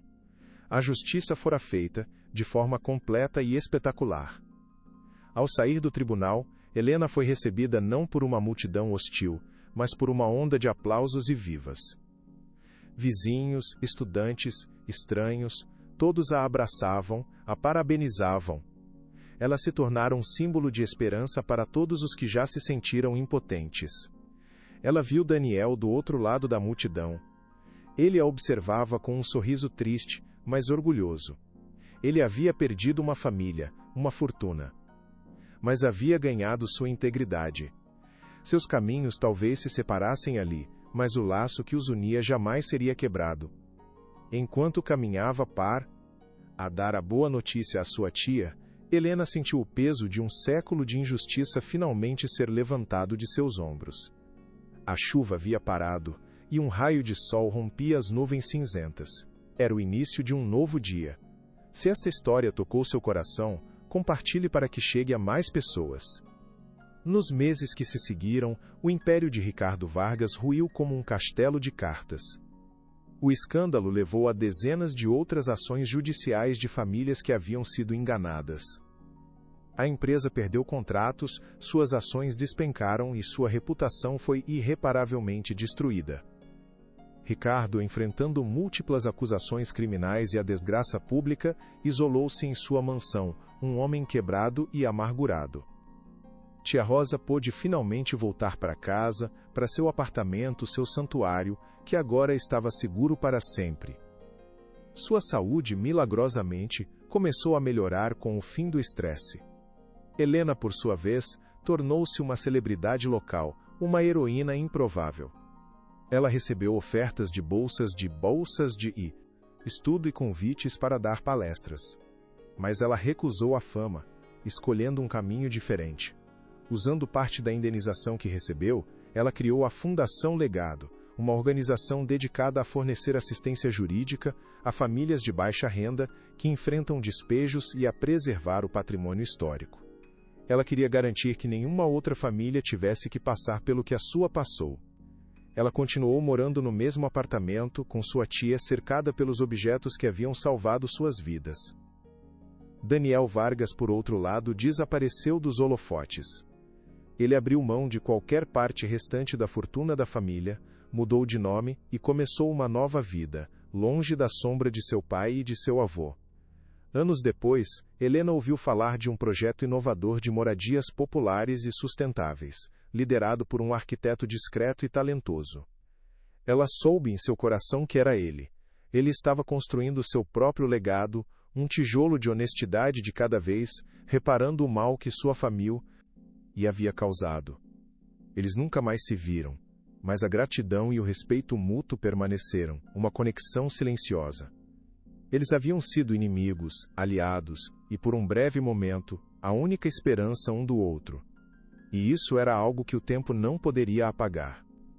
A história deles se tornou uma lenda urbana em São Paulo, um conto de advertência sobre a arrogância do poder e um testemunho inspirador da força da verdade. A pequena vendedora de rua não apenas salvara sua casa, ela havia devolvido um pedaço da alma da cidade a seus verdadeiros donos, as pessoas comuns, cujas histórias estavam gravadas nas paredes de cada prédio antigo, em cada esquina. 5 anos depois, Helena, agora uma historiadora respeitada e ativista, estava em frente ao antigo prédio, que havia sido completamente restaurado com a ajuda de sua fundação. Na fachada, uma placa de bronze brilhava sob o sol da tarde. Nela se lia: Edifício Moraes, em homenagem à resiliência da memória e à coragem daqueles que lutam para que nenhuma história seja esquecida. Tia Rosa estava ao seu lado, mais saudável e feliz do que nunca. Juntas elas olhavam para a placa, para o prédio, para o futuro. A Fundação Legado já havia salvado mais de 50 propriedades históricas e ajudado centenas de famílias a permanecerem em suas casas. Helena havia encontrado seu verdadeiro propósito, não em acumular riquezas, mas em preservar a riqueza da história humana. Ela ainda mantinha sua pequena barraca, não por necessidade, mas por escolha. Era um lembrete de onde ela veio, da força que encontrou naquelas páginas amareladas. Ela era a guardiã das histórias, e sua própria história se tornara uma das mais poderosas de todas, um farol de esperança para os esquecidos e silenciados pela ganância e pelo tempo. 10 anos depois, o cenário urbano de São Paulo havia mudado, em parte, graças ao trabalho incansável de Helena. A conscientização sobre a importância do patrimônio histórico era maior do que nunca.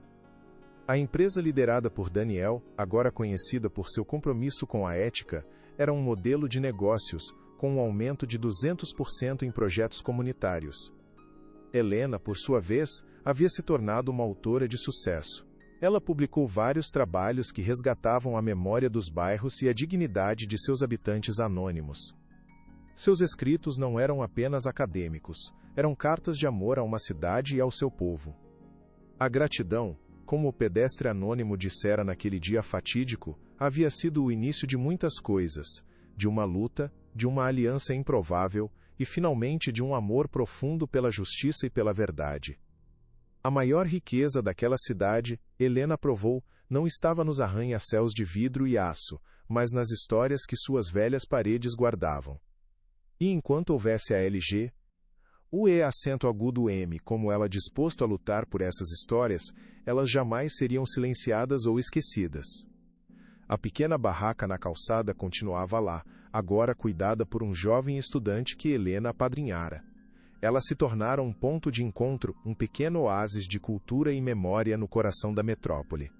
As pessoas paravam não apenas para comprar, mas para conversar, para compartilhar suas próprias histórias. Aquele pedaço de calçada, antes um símbolo da luta anônima pela sobrevivência, transformara-se em um monumento vivo à resiliência e à comunidade. O apartamento de Tia Rosa, com sua estante de mogno, tornara-se um pequeno museu particular, visitado por estudantes e pesquisadores. A história da família Moraes, antes destinada ao esquecimento, agora era parte do currículo de estudos urbanos da universidade. Helena, com seus cabelos agora salpicados de fios de prata, observava tudo com um sentimento de paz e dever cumprido. Ela não havia apenas vencido uma batalha, ela havia iniciado um movimento. Ela ensinou a uma cidade inteira que o progresso não significava apagar o passado, mas sim construir sobre ele, com respeito e dignidade. E que, às vezes, as armas mais poderosas não são feitas de aço, mas de papel, tinta e da coragem de uma única pessoa. Uma tarde, enquanto organizava os pertences de sua tia, que falecera pacificamente em seu sono alguns meses antes, Helena encontrou uma pequena caixa de madeira que nunca havia visto. Dentro, havia uma única foto amarelada de seus bisavós, a mesma que encontrara com a escritura, mas no verso, havia uma inscrição com a caligrafia de sua avó. A força não vem da ausência de medo, mas da ação apesar dele. Que nossos filhos e os filhos de nossos filhos nunca se esqueçam de lutar. As palavras a atingiram com a força de uma revelação. A luta não era apenas sua, era uma tocha passada de geração em geração, um legado de resistência silenciosa que finalmente encontrara sua voz nela. Ela sorriu, as lágrimas escorrendo por seu rosto. A promessa estava cumprida, a história estava segura, o legado não seria mais esquecido. Ela fechou a caixa, sentindo a presença de todos que vieram antes dela ali, naquele quarto, naquele apartamento, naquela cidade. E soube que, enquanto a memória existisse, ninguém jamais estaria verdadeiramente sozinho, pois carregamos dentro de nós as vozes e a força de nossa linhagem. A jornada havia sido longa e dolorosa, mas a vitória pertencia a todos eles. "Mamãe, você pode ler para mim de novo?" perguntou uma vozinha sonolenta do quarto ao lado. Helena sorriu e se levantou, pegando um dos seus objetos da estante. Era um de seus próprios trabalhos, um livro infantil que contava a história de uma pequena casa de madeira que sonhava em se tornar um arranha-céu, mas que no final descobriu que sua verdadeira força estava em suas raízes profundas e nas histórias que suas paredes continham. Ela se sentou ao lado de sua filha de 5 anos, a pequena Rosa, e começou a ler. A menina, que tinha os mesmos olhos grandes e curiosos de Helena, ouvia atentamente, o dedo traçando as ilustrações do prédio Agaima, antigo que se recusava a cair. A história continuava não mais nos tribunais ou nos jornais, mas ali, naquele quarto, na voz suave de uma mãe para sua filha, na promessa de um futuro construído sobre os alicerces de um passado honrado.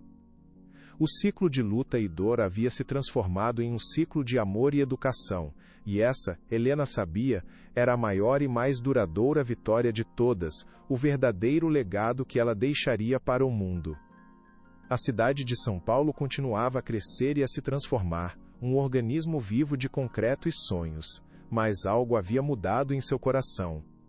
Em pequenos parques, em fachadas de prédios restaurados, em placas de rua que agora levavam os nomes de antigos moradores em vez de políticos distantes, a memória persistia. O trabalho de Helena, e de tantos outros como ela, havia criado uma nova consciência, uma nova forma de ver o progresso. A história da vendedora de rua e do magnata se tornou uma fábula moderna, contada e recontada, um lembrete de que mesmo a menor das vozes pode ecoar pela eternidade quando fala a verdade.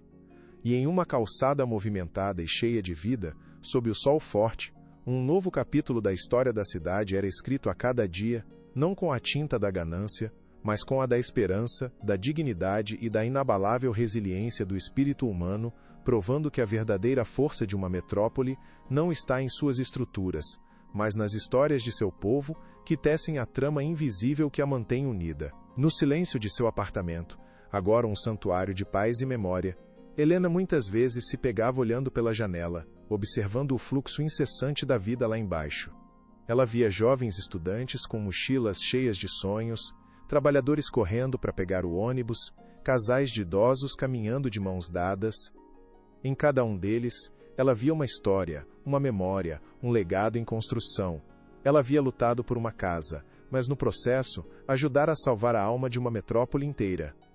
E essa era uma história que nenhum volume, por mais bem escrito que fosse, poderia conter inteiramente. Era uma história que continuava a ser vivida, a cada dia, nas ruas, nos lares e nos corações das pessoas que chamavam aquela cidade de lar. A vida de Helena se tornou um testemunho silencioso do poder da perseverança e da integridade. Ela nunca buscou o poder ou a riqueza, mas encontrou algo muito mais duradouro: o respeito e o amor de sua comunidade. Sua filha cresceu cercada de histórias, aprendendo desde cedo o valor da empatia e da justiça social. A pequena Rosa não precisaria lutar a mesma batalha que sua mãe, porque sua mãe já havia mudado as regras do jogo para sempre. A história de Helena Moraes se entrelaçou para sempre com a história de São Paulo. Uma jovem que um dia vendera o passado para sobreviver no presente e que, ao fazer isso, garantiram um futuro mais justo para todos os habitantes da cidade. Sua vida era a prova de que um único indivíduo armado com a verdade e movido pelo amor podia de fato mover montanhas. Ou, no caso dela, impedir que fossem demolidas para dar lugar a mais monumentos de ganância. Anos mais tarde, em uma cerimônia solene na prefeitura, Helena recebeu a mais alta honraria da cidade, a Medalha do Mérito Histórico. Ao subir ao palco para receber o prêmio, ela não viu uma multidão de estranhos, mas os rostos de todos aqueles que lutaram ao seu lado. "Esta medalha não é minha", disse ela, a voz firme e clara. "Ela pertence a cada tijolo, a cada janela, a cada porta dos prédios que salvamos. Ela pertence às memórias que eles guardam. E pertence a cada um de vocês que acredita que uma cidade sem passado é uma cidade sem alma." Ao final de suas palavras, a plateia se levantou em um aplauso estrondoso, um som de reconhecimento. Era o som de uma cidade que finalmente aprendera a valorizar sua própria história. Numa tarde ensolarada, muitos anos depois, uma jovem estudante de jornalismo entrevistava Helena em seu apartamento para um artigo sobre a história da cidade. "Depois de tudo que a senhora passou, de toda a luta, qual é a lição mais importante que aprendeu?", perguntou a jovem com os olhos brilhando de admiração. Helena sorriu, um sorriso que continha a sabedoria de uma vida inteira de batalhas e vitórias. Ela olhou para a estante de mogno, para os guardiões silenciosos de sua jornada, e depois voltou seu olhar para a jovem à sua frente. "A lição é que a verdade é como uma semente. Podem tentar enterrá-la sob camadas de concreto e mentiras, mas ela nunca morre. Com um pouco de luz, um pouco de coragem, e a chuva certa de esperança, ela sempre encontrará um caminho para a superfície. E quando Elomum finalmente floresce, nada no mundo pode detê-la, pois sua beleza e sua força são maiores do que qualquer poder que tente escondê-la." A história de Helena não terminou com o veredito do juiz ou com a queda de Ricardo Vargas.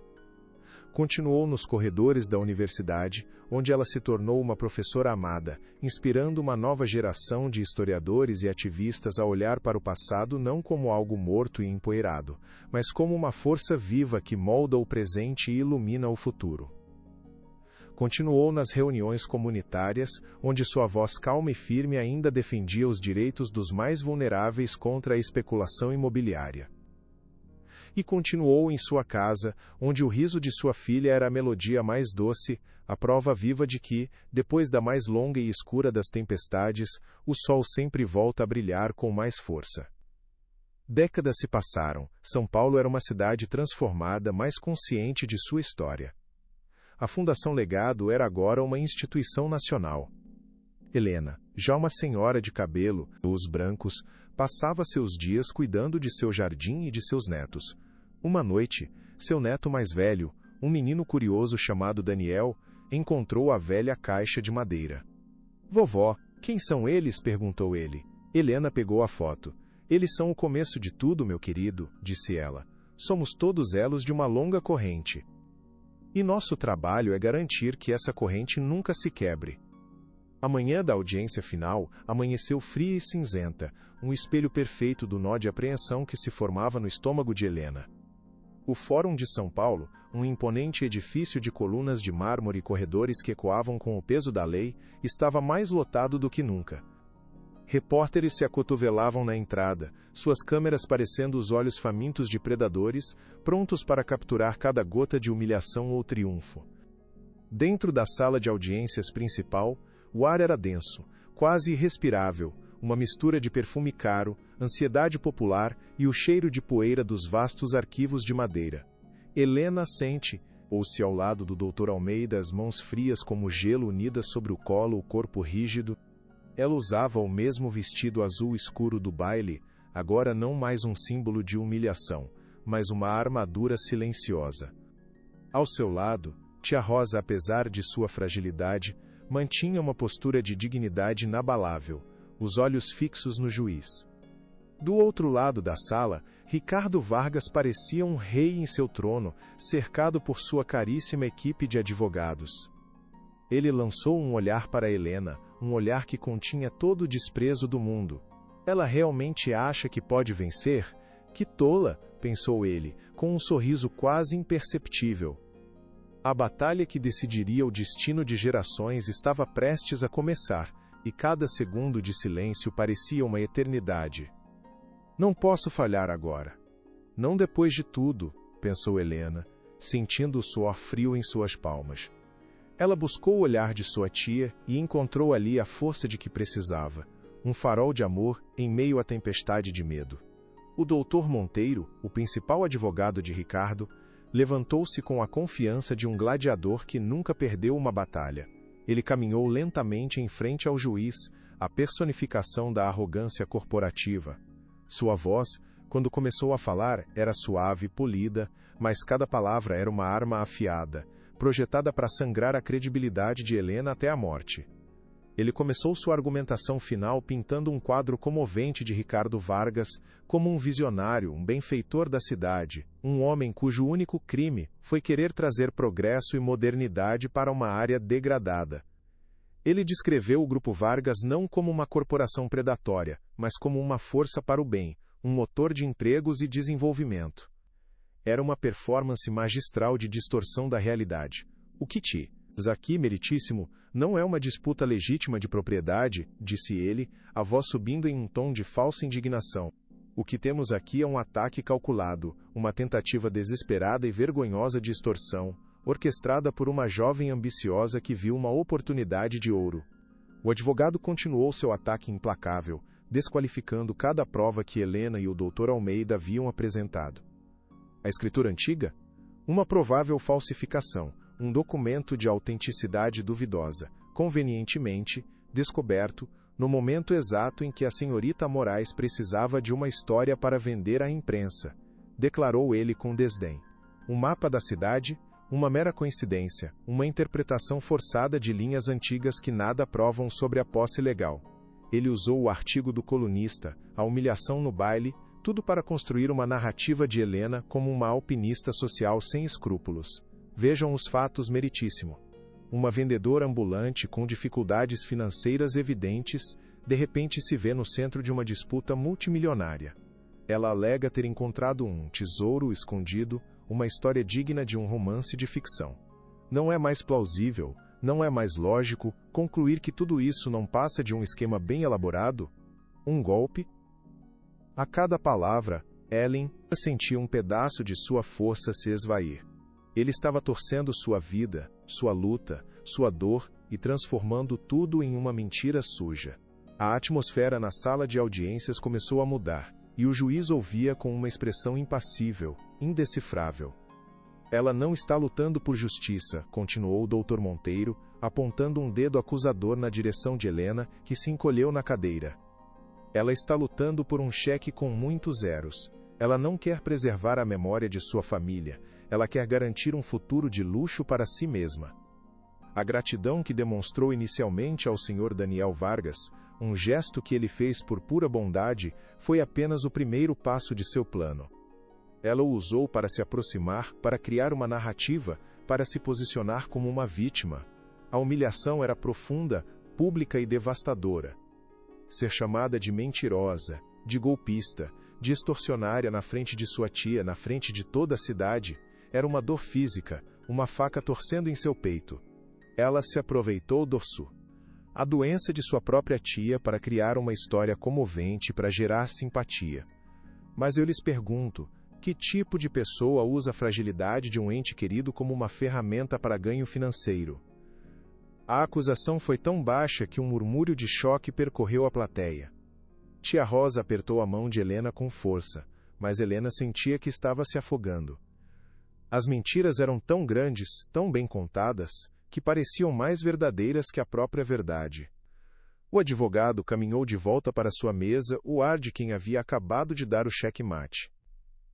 Portanto, meritíssimo, em nome da verdade e da justiça, pedimos que este tribunal não apenas rejeite as alegações infundadas da senhorita Moraes, mas que também a condene por litigância de má-fé, por tentar usar este sistema para seus próprios fins egoístas. Pedimos que a ordem de despejo seja executada imediatamente, para que o progresso não seja mais impedido por fantasias e mentiras. Ele se sentou, e um silêncio pesado caiu sobre o tribunal. A falsa resolução parecia completa. Ricardo Vargas parecia ter vencido. A narrativa que ele comprou e pagou havia prevalecido. Helena olhou para o Dr. Almeida, o desespero estampado em seu rosto. O professor parecia abatido, a testa franzida em preocupação. É o fim, nós perdemos, pensou Helena, sentindo um vazio gelado tomar conta de seu corpo. Ela viu o juiz pegar sua caneta, folhear alguns papéis. Parecia que ele estava prestes a tomar sua decisão. O martelo estava prestes a cair, não apenas metaforicamente, mas literalmente, sobre sua vida, seus sonhos, sua casa. A sensação de derrota era absoluta, esmagadora. Algo estava prestes a romper, a esperança, a justiça, a alma de Helena. O juiz limpou a garganta prestes a falar, quando o Dr. Almeida se levantou lentamente, a postura cansada, mas os olhos brilhando com uma última faísca de desafio. Meritíssimo, com todo o respeito ao meu colega, a defesa gostaria de chamar uma última testemunha, uma testemunha que trará a verdade final a esta sala. O Dr. Monteiro riu com desdém. Objeção. A defesa já teve sua chance. Isso é apenas uma tática para prolongar o inevitável. O juiz, no entanto, pareceu intrigado. Quem é a testemunha, doutor? Um murmúrio de expectativa percorreu a sala. Dr. Almeida respirou fundo e disse as palavras que mudariam tudo. A defesa chama ao banco das testemunhas o Sr. Daniel Vargas. O nome ecoou pelo tribunal como uma onda de choque. O queixo de Ricardo Vargas caiu. Sua expressão de triunfo se desfez, substituída por uma máscara de incredulidade e fúria pura. Ele se virou para olhar para seu filho, que estava sentado quieto no fundo da sala. O que ele está fazendo? Aquele traidor, pensou Ricardo, o sangue fervendo em suas veias. Daniel se levantou e caminhou em direção ao banco das testemunhas, com passos firmes. Senhor Vargas, começou o Dr. Almeida com a voz calma, o senhor poderia descrever para este tribunal a natureza de seu relacionamento com seu pai, o senhor Ricardo Vargas? Daniel engoliu em seco, o olhar fixo no juiz, evitando os olhos do pai. Meu pai é um homem poderoso. Ele acredita que os fins justificam os meios. Ele me ensinou desde criança que o mundo dos negócios é uma guerra. e que a compaixão é uma fraqueza que os inimigos exploram. Para ele, o legado da família e o crescimento do império são mais importantes do que qualquer pessoa, inclusive seu próprio filho. A voz de Daniel, a princípio um sussurro, começou a ganhar força e convicção a cada palavra. Ele contou sobre o encontro inicial com Helena, sobre como seu pai imediatamente viu aquilo não como um gesto de humanidade, mas como uma complicação para seus negócios, um obstáculo a ser removido. Objeção! Irrelevante! Isso é um drama familiar, não uma prova, gritou o Dr. Monteiro levantando-se abruptamente. Nega! Prossiga, Sr. Vargas, ordenou o juiz, agora completamente absorto, inclinando-se para a frente em sua cadeira. O silêncio na sala era total, quebrado apenas pela voz de Daniel. Daniel continuou, a voz embargada de emoção e vergonha. Ele descreveu a campanha de difamação em detalhes, admitindo que seu pai havia orquestrado tudo. Meu pai usou seus contatos na imprensa para plantar as histórias sobre a senhorita Moraes. Ele queria destruí-la publicamente antes mesmo que ela chegasse ao tribunal. Ele queria que todos a vissem como uma golpista, para que ninguém levasse suas reivindicações a sério. Foi ele quem deu a pauta para o colunista social, foi ele quem pagou para que a história fosse espalhada. Cada palavra era uma facada na reputação de Ricardo Vargas. A confissão vinda de seu próprio herdeiro era devastadora, minando completamente a imagem de benfeitor que seu advogado havia construído. E então, ele chegou ao baile de gala, o ponto mais baixo de sua vida. A humilhação no baile foi o ato final de seu plano, e ele me usou como sua arma.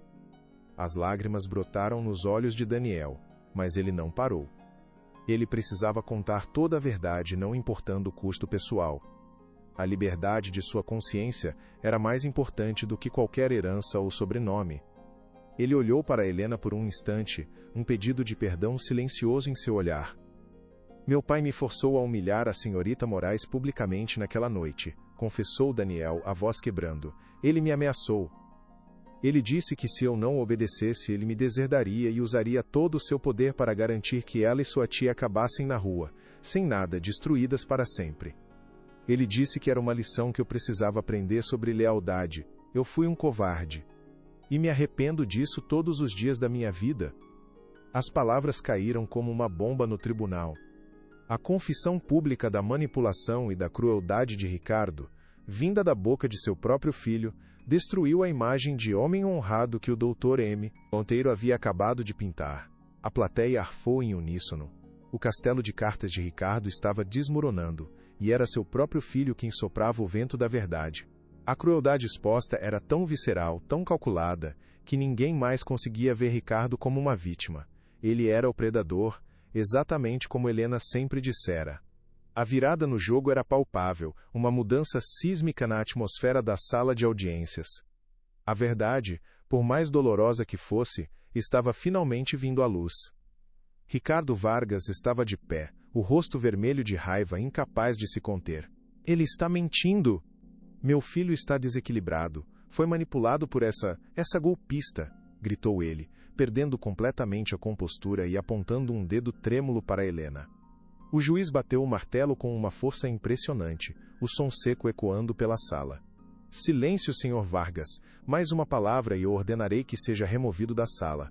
Sente-se agora! Ricardo obedeceu, tremendo de fúria, o olhar fuzilando da sala. Daniel com um ódio que gelou a espinha de todos que o viram. Mas o dano já estava feito. Sua explosão de raiva apenas confirmou a imagem de tirano que seu filho acabara de pintar. A virada havia começado, e agora era uma avalanche. Daniel, continuou o Dr. Almeida aproveitando o momento, por que seu pai o ameaçou? O que ele temia tanto? Daniel olhou diretamente para o juiz, a voz firme novamente.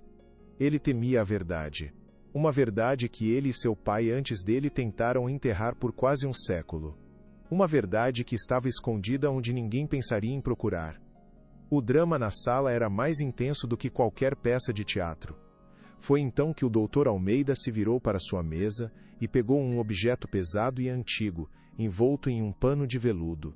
Ele o desembrulhou lentamente. Era o tomo de registros de contabilidade que pertencera ao avô de Helena, Ele o segurou no ar para que todos pudessem ver. Meritíssimo, a prova final da fraude, da ganância e da injustiça que definem o legado da família Vargas não está em documentos de cartório que podem ser forjados ou em laudos técnicos que podem ser comprados. A verdade está na história. E a história muitas vezes está guardada em lugares inesperados, protegida pela sabedoria daqueles que vieram antes de nós. Ele colocou o volume pesado sobre a mesa do juiz com um baque surdo, um som que pareceu selar o destino de Ricardo. O objeto, antes uma simples peça de venda para Helena, agora era a peça central do julgamento, o guardião silencioso de um segredo de gerações. O ar na sala estava elétrico com antecipação. O que mais aquele velho volume poderia revelar? Todos os OLH estavam fixos nele, como se pudesse falar por si só e contar sua longa história de injustiça. O professor, com a permissão do magistrado, abriu o volume antigo com um cuidado quase reverencial. Suas páginas, amareladas e frágeis pelo tempo, pareciam sussurrar segredos de décadas passadas. Com uma espátula fina, ele demonstrou como as duas páginas perto do final estavam coladas, um truque engenhoso de encadernação. Ao separá-las, ele revelou o compartimento secreto. De lá, ele retirou a escritura original e a fotografia desbotada da família Moraes em frente à casa. Esta é a prova de que a família Moraes era a dona legítima desta terra. Uma prova que o avô da senhorita Helena escondeu, com medo, sabendo que um dia a verdade precisaria vir à tona. O doutor Monteiro tentou intervir. Isso não prova a fraude? Apenas que eles foram donos um dia, mas o doutor Almeida ainda não havia terminado. Ele se virou para sua pasta e tirou um segundo objeto, um pequeno caderno de capa de couro preta, que parecia ainda mais antigo e frágil. Mas meritíssimo, esta é a confissão. O suspense N. A sala era insuportável, a justiça estava prestes a ser servida. O doutor Almeida entregou o pequeno caderno ao juiz. Este é o diário pessoal de Francisco Vargas, o fundador do Império. E gostaríamos, com sua permissão, de ler um trecho da página 34, datada de 1934. O juiz assentiu, os olhos arregalados de curiosidade. O doutor Almeida colocou seus óculos de leitura e, com a voz clara e ressonante, leu as palavras que ecoaram pelo silêncio sepulcral do tribunal, cada uma delas uma pá de terra sendo jogada sobre o caixão da reputação dos Vargas. A família Moraes finalmente cedeu, leu o doutor Almeida, citando as palavras de Francisco Vargas. Ameaças veladas sobre a segurança de seu filho pequeno foram suficientes para convencê-los a aceitar minha oferta irrisória. Eles eram simples e confiaram em minha palavra. A ingenuidade dos pobres é o maior ativo dos homens de visão. O terreno está finalmente limpo para o progresso. Um arquejo coletivo percorreu a sala de audiências. Era a prova irrefutável, a pistola fumegante, a confissão da boca do próprio patriarca. A fraude não era uma teoria, era um fato documentado pela mão do próprio criminoso. Mas a avalanche de verdade ainda não havia terminado. O doutor Almeida chamou sua última testemunha, um senhor de idade, de ombros curvados e rosto marcado pela culpa, que se identificou como Sr. Antunes, ex-arquiteto-chefe do Grupo Vargas por mais de 40 anos. Sr. Antunes, perguntou o doutor Almeida gentilmente, o senhor reconhece o método descrito no diário de Francisco Vargas? O homem assentiu, os olhos marejados. Sim, eu reconheço, disse ele a voz trêmula, mas decidida. Era uma prática comum. Uma diretriz que vinha de cima, de Ricardo, assim como vinha de seu pai antes dele. Nós éramos instruídos a encontrar, ou a criar, falhas estruturais em prédios antigos para justificar demolições e desapropriações a baixo custo. Eu assinei dezenas de laudos fraudulentos ao longo da minha carreira. A confissão a ti, NGIU a sala com a força de um terremoto. Era a confirmação de que a fraude não era um ato isolado, mas um modelo de negócio sistemático passado de geração em geração. A corrupção estava na fundação do Império Vargas, e agora essa fundação estava ruindo. O senhor Antunes então olhou diretamente para Helena, seus olhos cheios de um arrependimento que o assombrava há décadas. Eu era jovem, tinha uma família para sustentar, Tinha medo de perder meu emprego, mas a culpa me consumiu por todos esses anos. Quando eu li sobre o seu caso no jornal Senhorita Moraes, eu soube que Deus